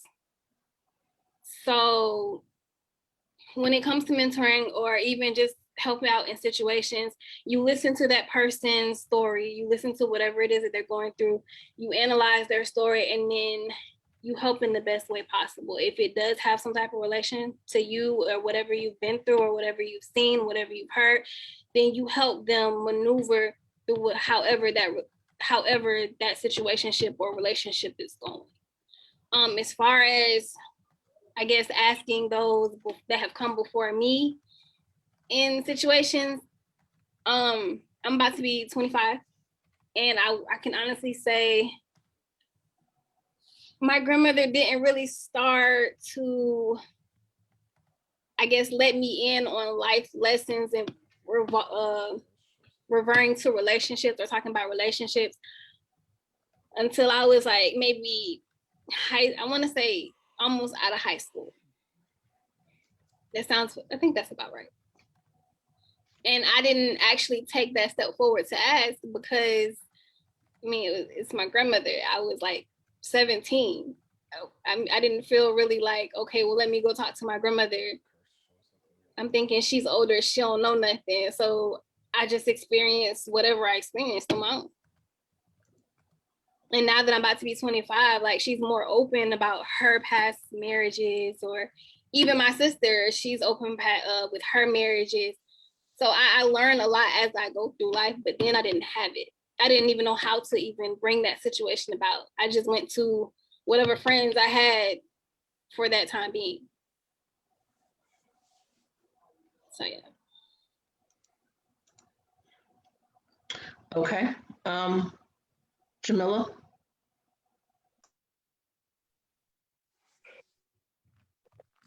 So I have this saying that I use, well, just one word that I use with my grandmother, my mother, and my children. generation. When my grandmother or my mother aren't sure about something technologically, I tell them, you need to talk to your grandchild. If my children are trying to figure out how to cook the bomb sweet potato pie, you need to go talk to your grandmother. Those things sound simple, but when you are talking about how to communicate, sometimes simply standing in the kitchen and not just watching grandma make the sweet potato pie, but then having conversation. Because keep in mind, I don't remember who exactly said it, but you know, those stories that grandmama and granddaddy gave us were the best way that they knew how to communicate certain things. So you have to listen to the story. There's a story in pie. And in the same token, when grandma needs to get something done in terms of technology, when the grandchild is teaching you how to do something on your phone, how to do, like my cousin is teaching my grandmother. My grandmother is 86 years old. So my cousin, who is 25, is teaching my grandmother how to get on the phone. It's important that she listens to my cousin because my cousin has a story and she has questions. There is a story in the technology, just like there is a story in the pie. So it's very important that you listen. That is the best way. Communication, if God didn't want us to communicate, he wouldn't have gave us these, but he gave us 2 of these. So it's fundamental. Yes, talk about it, but also listen to it. Listen more than you speak. Listen more than you talk about. That's how you learn things, by listening and then asking questions. And it's important.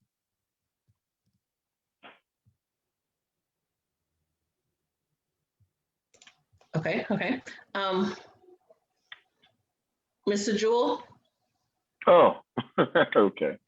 I love the subject matter pertaining to the generations of old and the generation after us. I have to say after us because I'm 45. I'm a lot older than I look. So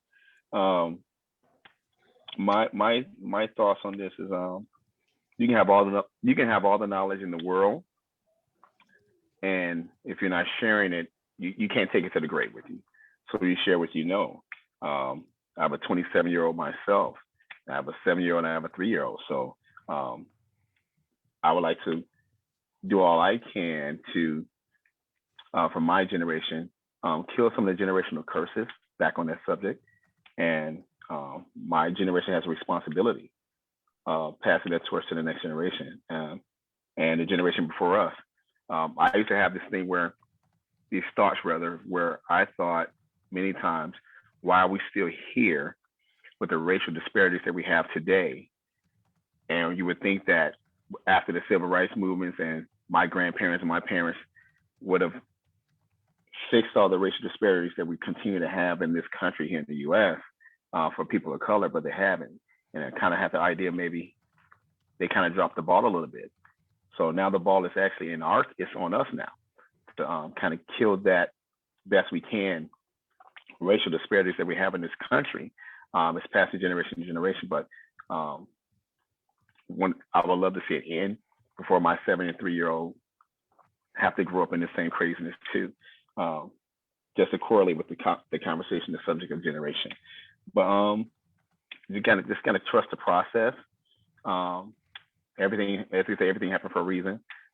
Seeds are planted, seeds grow in darkness, and diamonds are formed from pressure. So to kind of trust in the process, things that happen for a reason. But I do strongly believe in passing all the information that I have to anyone, because I can't take it to the grave with me. And that's my responsibility from my generation to the next. Whatever we can do to make it easier for them as we're passing the torch. Absolutely. All right. Okay. So my 2-3 cents on the end. As approaching others, our older generation, and like Jamila say, some of them, sometimes you have to kind of get them to understand, and you have to sometimes understand the story in the mix. Sometimes I can get the story, I certainly can, and I can go, but sometimes because of the differences.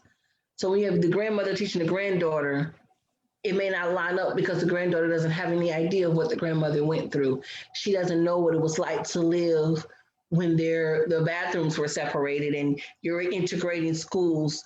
So because she doesn't have any idea of your experience, the story doesn't resonate. So sometimes you have to become really, really blunt, especially with this younger generation. With that being said, being raised by my grandmother and my father not being in the house, my uncle being around, I learned a lot from them for whatever, different ways. Some of them is by watching their movement, some of them by the stories. And my grandmother, some things she told me when I was younger, but I didn't get it because I didn't know her story and her journey. And some of it was her pride not telling me this. And some of the way she spoke was her in hopes that I wouldn't go through what she's been through. But without knowing the backdrop, I didn't understand what she was saying. So she tried to tell me some things, but because I didn't know that you had been through this, because you didn't say, baby, I've been here before, I couldn't understand. I couldn't put it in a certain situation. And so now as I teach my kids, I says, mommy has been through this. I'm not telling you this out the top of my head. I'm telling you because I walked this journey, walked this story. And I say all the time that elders have to sometimes reach out because you see some of these youngins and some of them are very disrespectful. I have no lies to tell, make you want to reach out, find your belt and go old school. But that's where the villages have been destroyed because of the lack of unification, the lack of stories. They don't understand. Sometimes before I take my kids and take them to the carpet, I take a moment, no, because X, Y, Z, and I'll tell them why I said the no. Because I need you to understand why, and I'm not saying no to be mean. I need you to understand that I'm saying no to save you. But you only get that first time.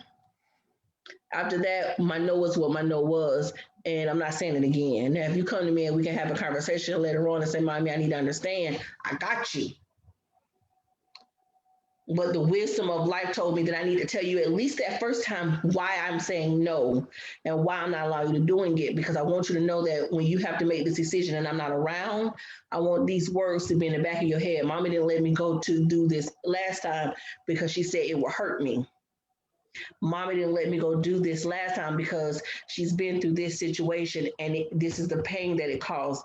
This was the consequences that it caused. So when you resonate in this and mommy's not around, I want you to resonate that this is still in the back of your head. No, because last time mama said this causes damage. This has caused pain. This caused tears. I don't want to know that. I don't want none of that, so I'm not going to go ahead and try this. Because when you give it to them straight, no chaser sometimes, then they understand it, especially this new generation, younger than Angel, straight, no chaser. I can't sugarcoat this for you. I don't need to wrap you up and swaddle and tell you, oh, Pope, baby, no. If you sleep with that man and get pregnant by that man, he's going to give you an STD and you're going to end up with a baby and he ain't going to do nothing about him. Look who the way he walked. How you know? Because I did this and I ended up with that and I luckily I got out before. But I'm laying it on the table for you. Now, if you go in and do it anyway, ain't no mom, I didn't know. Yeah, you did, because I told you. I didn't want to tell you because I prefer not to have to go through here, but I told you. When you go to school and you acted up, you knew the consequence up front. Mama told you before you left the house, if I get a call from that school and I get off my job, I'm gonna wear your tail out. That was her giving you wisdom, so you knew not to go to that school and show your behind out, because you knew she got off her job and she came over to that school, baby, she gonna whoop you at the school, on your way home from the school, when you got to the house, and when she looked at her paycheck and realized the hours you missed, she was gonna whoop you. We have to do the same thing with our wisdom, baby. She ain't no good for you. She done slept with him, and him. Now, if you go do it, I don't want to hear, and you get this disease or you get this babies. I told my boys, it's fine. Go ahead, get her pregnant. You will go to WIC appointments. You will go to doctor's appointments. You will go to food stamp appointments. I will drag you down 13 of them daggone stairs. You will go to the labor and delivery room and you will sit in there and hold her hands.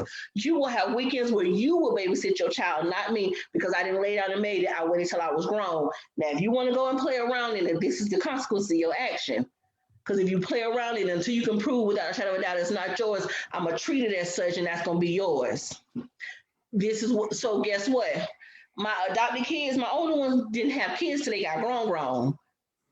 My son, he had his first, he was 25 when that first one slipped in, because he knew I damn sure meant it. And don't let me find out that you didn't do this stuff, because I'm gonna have issues, questions, comments, and concerns, and it's gonna be, but that's the wisdom that I had to put in him, because even with me and my ex, we may not always had good terms, we may not always had nothing, but when it counted, he was in delivery of every one of our children. When I miscarried, he was in that room and he cared. We have to teach. We can't just say these words. My daughter, she said, Mommy, I saw that once you did this has happened. And I stopped and I looked at her, because she had been about 5 when the situation occurred. She says, Mommy, you was a rock star because you did X, Y, Z. That was 6. How you, and you stop and you do it. They're watching. They're watching. My sorority sisters, we're a village. All our kids are our nieces and nephews. They know to call us auntie.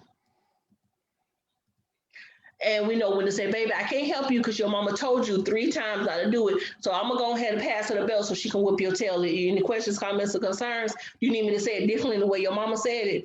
Because I can explain it differently. But that's the thing. This generation now, the villages are different. We're not communicating. So the elders aren't talking anymore. They done stop. I think in some ways. You know what, Michelle? I just want to chime in on what you're saying, that the elders stop. But the truth of the matter is, you know, I'm 45, and I had to come to the realization that I'm becoming one of the elders.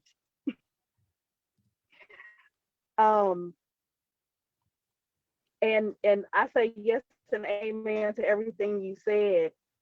One thing that I know that I did and still do with my kids, but definitely when they were in elementary, my 3 older ones, I was always what was affectionately known back in the day as the Kool-Aid house.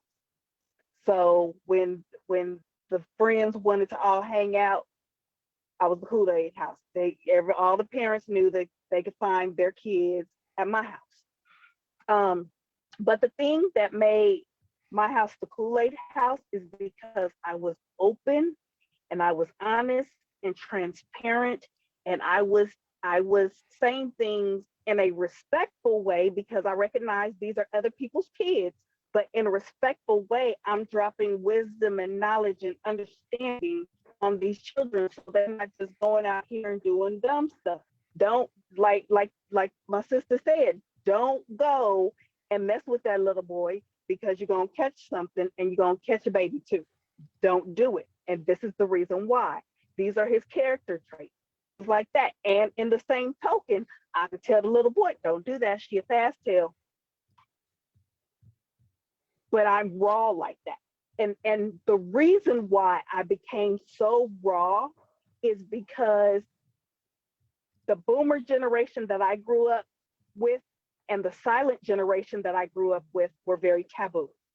And I knew that if I continued to be taboo, it was not going to be beneficial, not only to me, but it wasn't going to be beneficial to my children and my children's children. So I speak about everything. And so, now I birthed 4 children. I have a multitude of children because I have people at a drop of a dime text messaging me, Ma, what about so and so and so? Ma, what about this and that? And now I'm in a place of space where, okay, people are looking to me for that wisdom, for that knowledge, for that understanding. So it's definitely important to speak up and not be shy. If there's one thing that I could say to my generation and older generations, speak up, because these kids can take it. They can take the straightforward and raw ugliness of truth. So definitely, like I said, I absolutely agree with what you said, but it's so fundamental as we go along in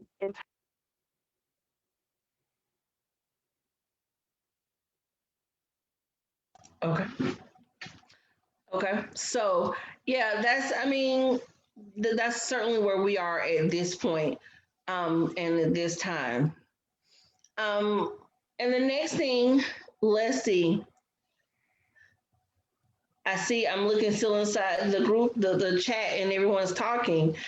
And we're gonna touch on the damage that the silence has caused. So some people want to blame the elders for not speaking up, and that's well and good if you want to, but we still are responsible for learning our own lesson. With that being said, the maintaining the silence, how has it hurt family relationships? How has being quiet about that uncle that they say, oh, don't go around, don't leave your baby around him, but they still allow him to be a part of all of the things that have children? How has that broken down the family relation to know that auntie and uncle over there harassing people, and they mad because the cousin married another race, or you mad because they're not doing what they want you to do, or the finances, you got money they don't, and you won't give it to them because they ain't doing nothing with their life. How does these things affect the relationships overall, not just in that moment? How does when auntie and uncle get old and they've taught these same ways to their children, how does it look like in the drill down of relationships because of past generational foolishness, past the foolishness that we've gotten from the elders? How does that drill down?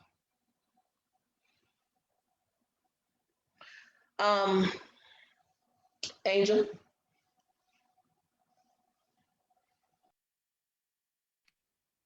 Come back to me on that one. I gotta think about that. Okay. Come on, Ken. Oh boy. There's no place quite like here. There's no better time than now. That's why I stay ready. Okay. Ladies and gentlemen, here's the deal. I'm going to tell y'all a quick story. Once upon a time in this beautiful city known as Wide Awake Wilson, North Carolina, 252, what up? Anyway, so once upon a time in this beautiful city called Wide Awake Wilson, North Carolina, there was a young brown boy who went by the name of Ken, who had a father. And he didn't know his dad growing up because he came out of project housing in Atmore, Alabama. There was problems in the marriage between mom and dad. And after having his hand burned as a child, he was relocated to Wilson, North Carolina to get away from literally his mother's boyfriend trying to kill him at 18 months old. And when he got out of that life, he got out of that struggle, when he was finally 6 years old, he was finally able to reunite with his father again. And it was a beautiful moment because he got to reunite with his father for 5 days. And on day 6, he found out that his dad committed suicide and shot himself in the head in Newport News, Virginia, after just getting out of the United States Navy. So after that situation happened, I didn't find out from my grandmother, who I was living with at the time. I found out from a relative that he passed. Now, what I didn't find out until maybe 15 years later was that, so I finally had an opportunity to see the death certificate when I was 16. And me, that young man, which I'm sure you know it's me by now because I've kind of put all the clues together for you.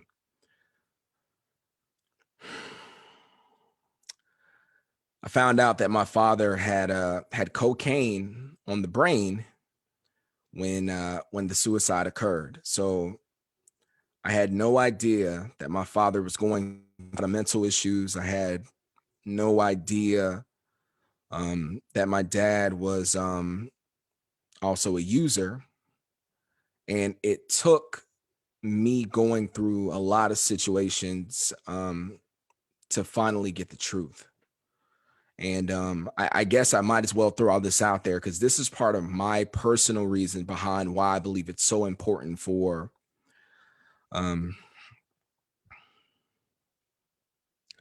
it's part of the reason why it's so important for the elders to speak up. Silence is compliance. At the end of the day, no matter how you want to put it, silence is nothing but compliance.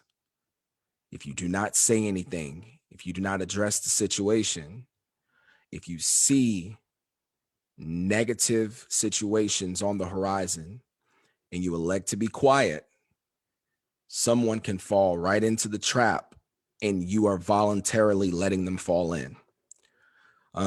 I grew up around drug dealers, around people who sold weed, that sold crack. I knew a couple guys that sold Lady H.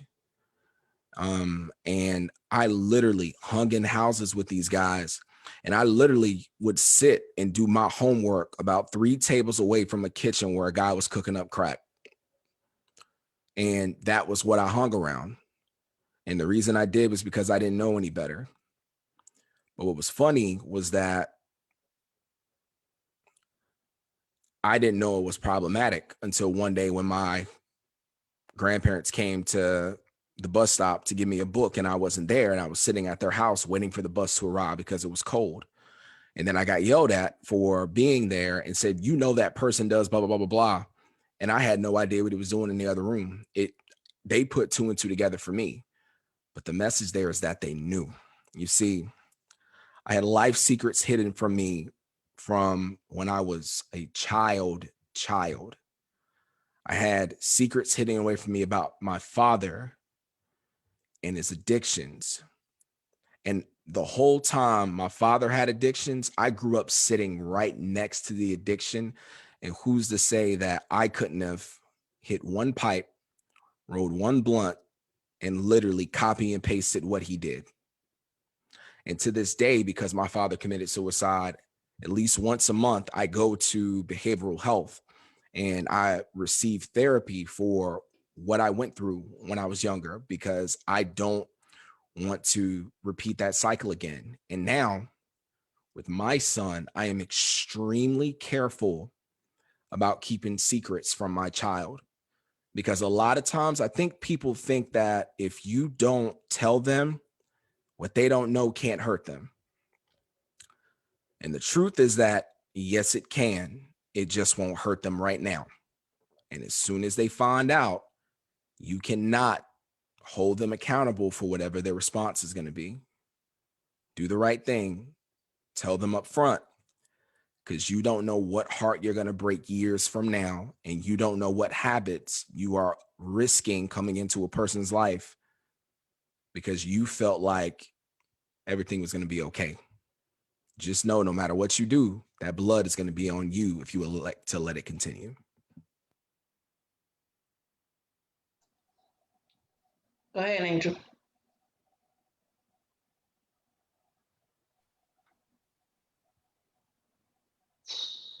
So I was having a conversation with my two sisters the other day. One was in one ear, the other one was in another.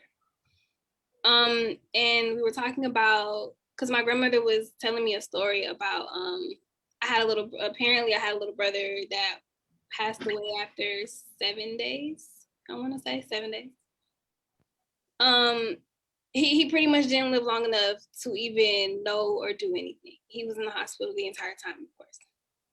And when she told me the full story about, the burial, how the mother reacted to the news of her child passing away, it kind of like, I already had, I guess, kind of a hostility towards that person already, but it triggered it and it made it worse.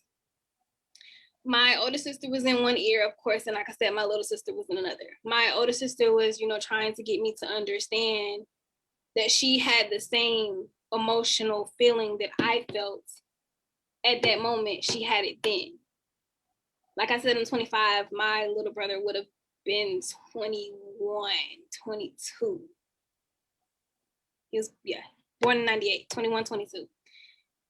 And my little sister was in my ear, and she tells me this constantly whenever I tell her that I have an issue with the mother. She tells me, do you know what she had to deal with her mother in that household growing up? And I always tell her no. And I always tell her I don't care, because I looked at it as though any person that could leave their child, then finding out the news that their child is no longer with them on this earth and still doing what they're doing, it took a toll on me, because you're supposed to be a mother. I'm 25 years old. I found this out at 25. There are some things that are still hidden, still silenced, and still covered up within, I guess, my family dynamic, more specifically in the household that I grew up in. Am I going to ask the questions that need to be asked to fill that void of me wondering what this happened, when did this happen, what happened, or this is why I feel like this? I'm not there to ask those questions yet, because I know for a fact I don't have the strength to handle the answers. But as far as silence goes, I guess my younger sister knows more than I do. And of course, my older sister knows more than I do. There was silence at one point, and then they found out those answers. There is silence to me right now, because I have yet to find out those answers. Am I going to find out those answers? Probably not anytime soon. So as far as silence and getting it out there, it will hurt. And sometimes things just need to be told. And I tell my friend this all the time: whenever you pray for a sign or pray for a revealing, pray for the strength to handle it.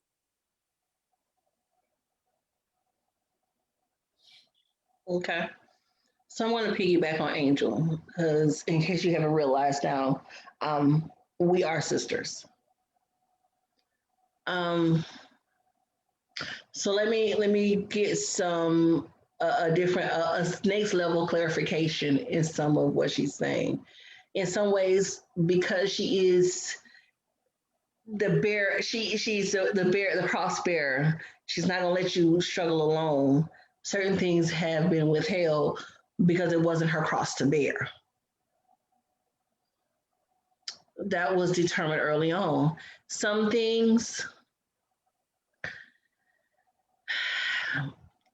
the generation before us, and remember I said I became the universal translator, there's some things about our grandmother's life that I've had to translate into millennial speak, so to say, so that they can understand each other, because my mother, because the person who brought me into this world has chosen to be an addict and live that lifestyle for, let's see, I'm 41, so she's been out there 30 something years.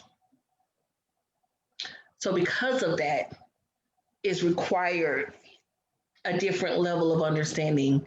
Yes, our baby sister does know some things because she goes in the area where our mother was and talked to her on a different level, but yet she still doesn't know everything. Um, Relationships are such a thing that when you're a certain age and you're looking for something, it could cause you to go to a very, very negative path, which for our biological mother, it has. Has been an addict for, like I said, over 35 years. She's been an addict, looking for validation and love in the wrong places, looking for the interpersonal relationships. I can say that now as an adult. Do I know everything? No. There's still so much pain associated with a lot of the situations. We may never know all of the details. With that being said, does it excuse her for some of the stuff she didn't know? But does that make us cognizant of, you made these mistakes? I see the mistakes you made. Here is how I avoid those same potholes of what you did, because I don't want to end up where you are. I know I'm not mad. I don't hate you. And I'm at that point, I'm not mad. I'm not angry. There's no hate involved. I see your pain. I see you're broken. And this is what has to happen. I have to understand that in your brokenness, I can't follow you. You're not an elder that can lead me. I can learn from your story. And that's the biggest thing I want anyone to understand who has dealt with someone, like Jamila mentioned earlier about addiction. I think we need to get people to understand that when you see addiction in your family, be cognizant of it. Be aware that it is there, so that you don't have to go down that path. When you see them, when you see people going down that path, realize it's there and get the help to make sure you don't go further. But when it comes down to relationships, the relationship of our biological mother and each one of us is different because we've had different experiences of her. I had her as a kid, as a young child, but I was there at the beginning of her addiction. So I felt the abandonment issues. So intellectually, I know what that is. But when Angel Gannon was born, she came directly to grandmother. There was no middle ground. So her relationship and her dynamic is different from mine. Same thing with our baby sister. So when you get into a relationship with someone, understand that their current situation, you don't know what they've had to go through to get to the space they're at now. So you don't have the right to disturb their positive. You don't have the right to judge their energy. But you do need to understand that we as the elders, and me as her elder sister, I have a responsibility to tell her, hey, I don't want you to go on this path. Be careful of this. Because our mother isn't there, that means I need to step up and do it. Because if something happens to my grandmother, I'm the one in the head. I take that very seriously for my sisters and for my children. Because if I can keep them from going down to hell and on my watch, while they're on my watch, I'm gonna do my best to not lead them to a bad place. And I have had to be very transparent about my screw ups and about my life in order to keep them from going down, which is what I expect from others. I'm expecting from others what I'm expecting from myself. We have to teach these babies young, because this stuff is coming at them. These babies are getting shot at 12 and 13 years old because they're in the street for a situation. You got to be careful of their mouth. They're being labeled. You have all these things going on. But we as the elder, my generation and older, have to sit down and speak to these kids, not only effective change in the light in the world, but we have to teach the kids in our homes, in our families. And we have to show them something different. Not just random around the world, not just, oh, kiki, this one particular situation. No, it has to be an everyday thing. Is it easy? No. Is it necessary? Yes.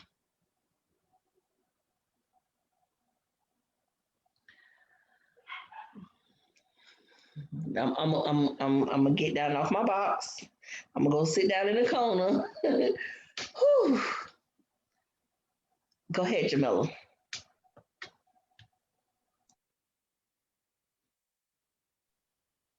Well, I mean, you know, you just said all the good stuff. So ain't got nothing to say. Yes and amen.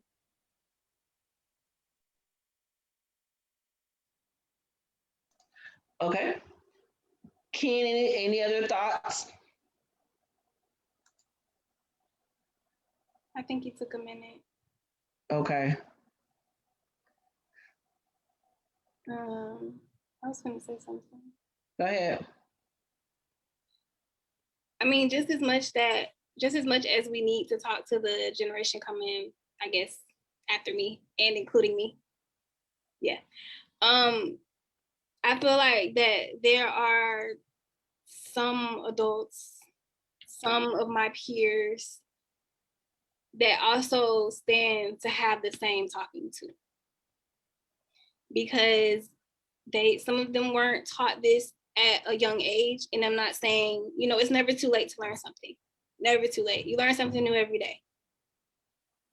And especially those who are not in, or not even not in, but who are in relationships, friendships, situationships, marriages, they still stand to have the same talking to that the generation of mine and thereafter need as well.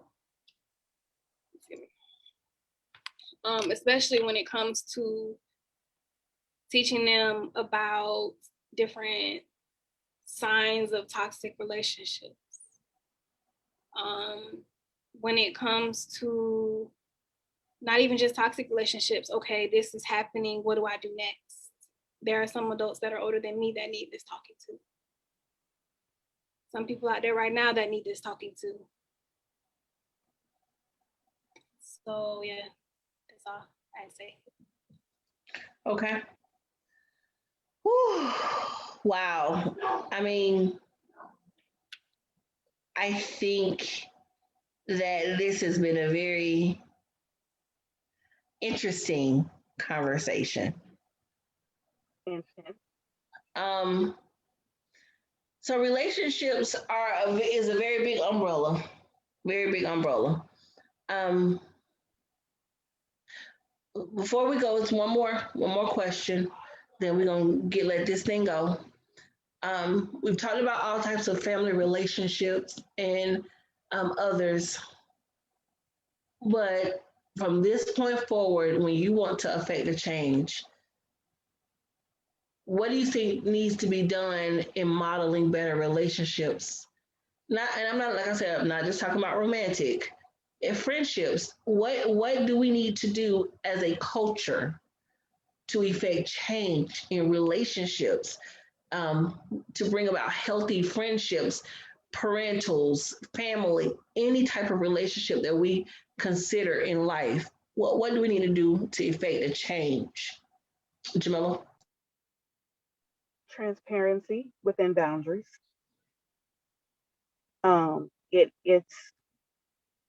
It's fundamental to be transparent with people, to be your true authentic self, however that is. You know, Angel got that part right when she said, you know, there are some people who are older than her, you know, in my generation, who still don't have some things figured out, and they need to figure those things out. um so it's a matter of true transparency, and being the authentic self, and being able to um fearlessly communicate the good, the bad, and the ugly of life, so that, you know, as you grow, then the next generation can grow, and the next generation can grow. um but and then when transparency with boundaries, you don't have to tell everybody your business. You know, that's definitely not what I'm saying. It's not that you have to tell everybody your business, but if there is a lesson there, then there is a blessing there.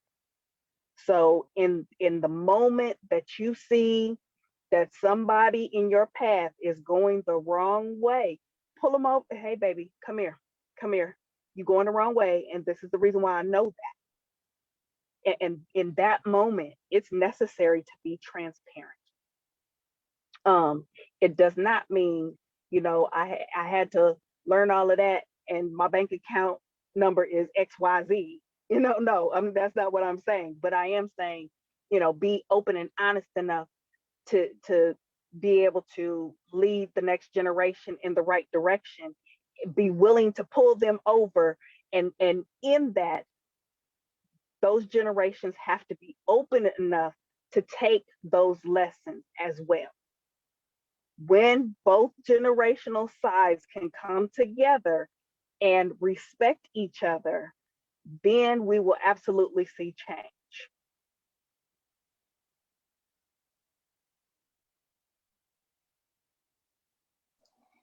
Angel. I yield.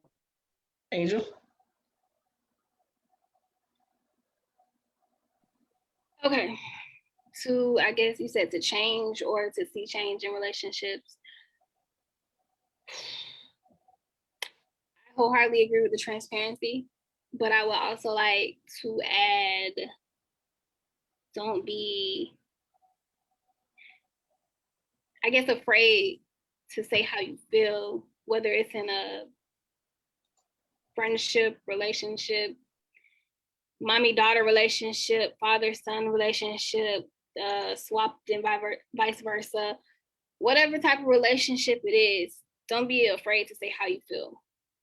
There have been times, and I'm speaking from experience, where I've been in relationships, friendships, and I can honestly say that my feelings have been hurt.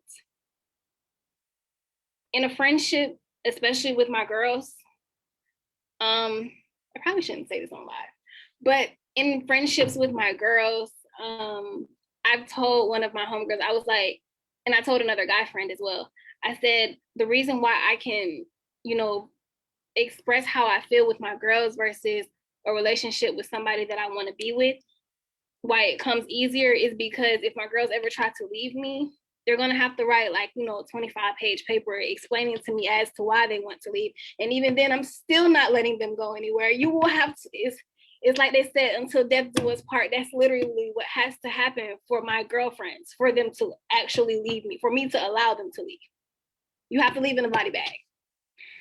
As far as relationships go, I've had relationships where my feelings have pretty much been downplayed. It didn't really matter how I felt, or my feelings were ignored when I expressed my feelings. So from that experience into any new one, it's harder for any, and I'm not saying I'm proud of it, and I'm not saying it's the best thing for me, but I'm harder with opening up to somebody that I'm interested in, or I might have a tough exterior. I might play this cool, really extra cool person. And it's not me just being like this because it's just because I know how it felt to have my feelings downplayed or ignored, or it don't really matter. I've seen it, I felt it, and I don't want that to happen again. Like, what they say, shame, if it happens once, shame on you. If it happens twice, shame on me. I'm not giving you a third time to do it again. So therefore, I'm going to keep those feelings in with anybody that I'm interested in. As far as my girls, they just gotta die. Sorry, I'll plan your funeral though. I got you. That's cool. Come on, Ken.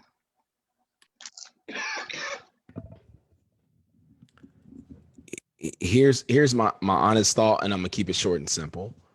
The only way that relationships are gonna get better, regardless whether it's romantic relationships, friendships, any relationship that you have, the only way it's gonna get better is if you decide to be real in those relationships. I mean, at the end of the day, how many of us can actually say that we have real relationships with people?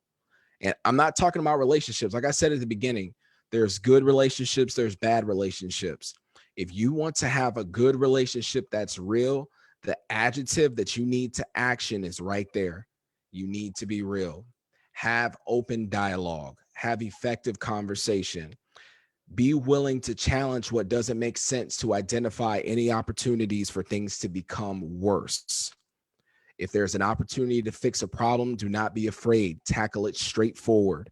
Do not allow what could be something great to become something average, to become something good, to become something that's okay, to become something that's bad, to become something that's worse, and so on and so on. I could go on forever, all the way down to it being detrimental.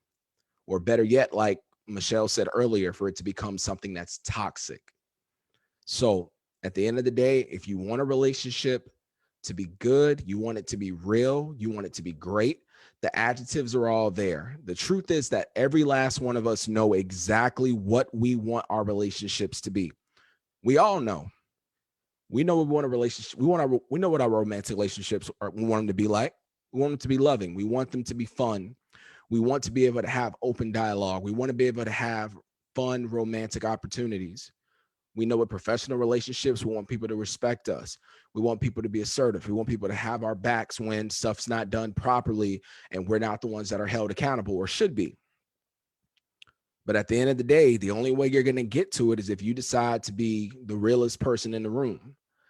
And the last part I'm going to throw in here is that what I need you to also understand is that even though you may have relationships with certain people in your life, not every relationship is meant for you.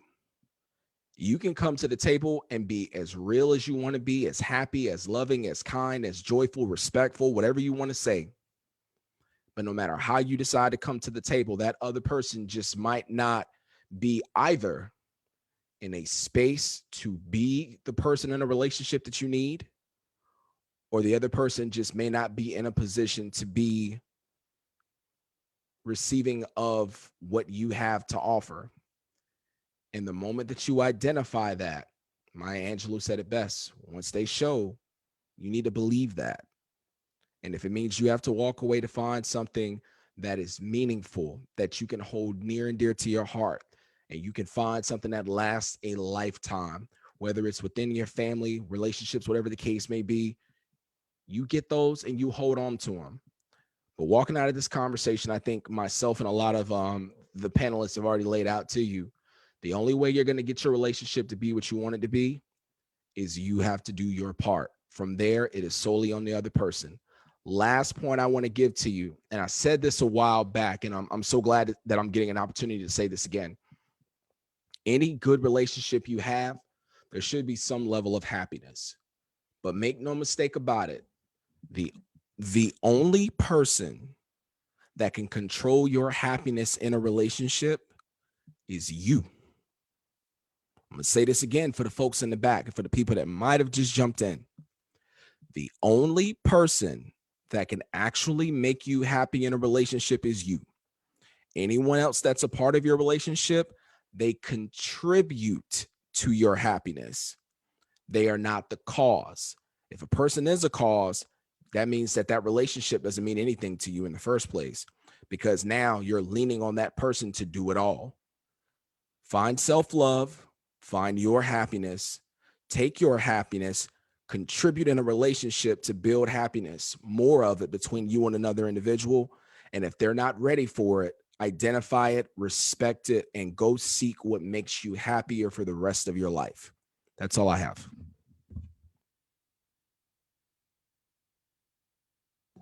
Okay, so I think we've unpacked a lot in this particular live. I think the topic of relationships is huge.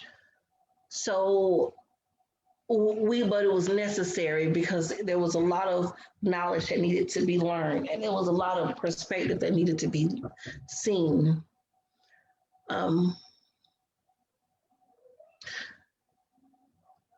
For last thoughts, for closing out, what is your final thoughts for today's panel? Give me your final thoughts. Go ahead, Angel.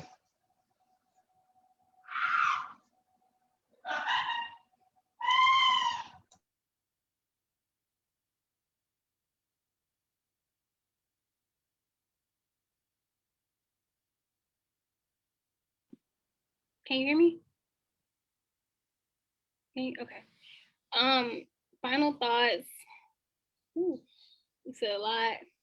We felt a lot. I can honestly say when it comes to relationships, especially family ones, because that's where any, even honestly, friendship or even romantic relationship starts with you and your family dynamics. Fix those, fix whatever it is that needs to be fixed. And if you can't fix it within that family, seek help. So that way you can lead a better friendship or romantic relationship that will lead to a happier ending. That's it. All right, Jamila, give me your last thoughts. Is, talk to your elders, talk to generation, you, is the best way to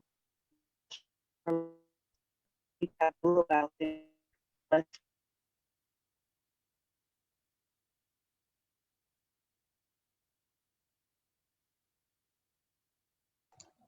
All right. And Ken, give me your last thoughts. My last thoughts. So I'm a big reader. So my last thought, I'm just going to keep it very simple for everybody. Law number 10 of the 48 Laws of Power by Robert Greene. The title says it all. The title's Infection. Avoid the unhappy and the unlucky. If someone comes into your life that gives the appearance of being unhappy, if they give you the perception of being unlucky, that person that hangs around you is going to put you in a position to not go where you want to go in life. If this person puts you in a position where they are unhappy and unlucky, I promise you, stick around them long enough, you're next in line. Every relationship that you develop in life matters. It is not what you know. It is not who you know. It is who knows you. And the person who knows you has significant influence over where you go in life. Be careful of the relationships that you build. Avoid the unhappy. Avoid the unlucky. Practice self-love. Everything else will fall in place. Okay. Okay. Thank you very much. So my final words for the night, after we've unpacked a whole lot of love and realism tonight, um, relationships take work, whether it's with your family, whether it's with your friends, whether it's romantic. It takes work. And now, especially in where we are so technologically driven and COVID scared, it takes work on a whole different level. Remember to love each other and remember to be careful about things. Remember that your family is your family and your friends are your friends. Remember that those who say they love you need to show that and not just speak some random words in the world. Love is an adjective as much as it describes your actions. If I can't tell by your actions what you feel for me, we're not doing something right. And I'm not talking about a relationship. My friends, those who I love, I remember to call and check on them and say, "Hey, Kat," and then maybe something simple as, I love you and I think about you. With that being said, we're closing out tonight's broadcast. Thank you all for those who've watched. Wait, we got one more comment. Go ahead, Angel.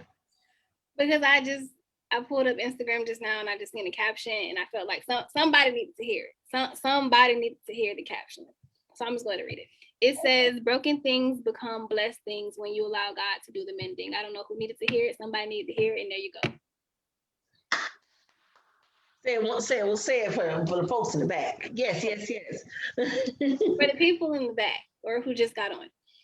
Broken things become blessed things when you allow God to do the mending. Right. So, yeah, that's the perfect end for this one. We're all in a mending situation, and the COVID has shown us all the cracks in the basics of the relationship. It's shown us all the heart and the hurt. Now it's time to work on fixing it. So this exploration has been very, very interesting. I do believe on the next one, we're going to have a conversation that is going to center around generational curses. it's time to shake it up a little bit. We've been doing the nice stuff before. Let's get into real deep, honest conversation about generational curses, what they look like in our lives. What do they really honestly look like in our lives? Why have they become curses? And why haven't we broken them? What is we doing? What are we doing? Okay, so I thank you all for joining us. I'm Author Michelle Warren. We will talk again soon. Until then, we have a Facebook group, The Exploration Of. You can continue the conversation. You can just look that up and find it. So I do thank you.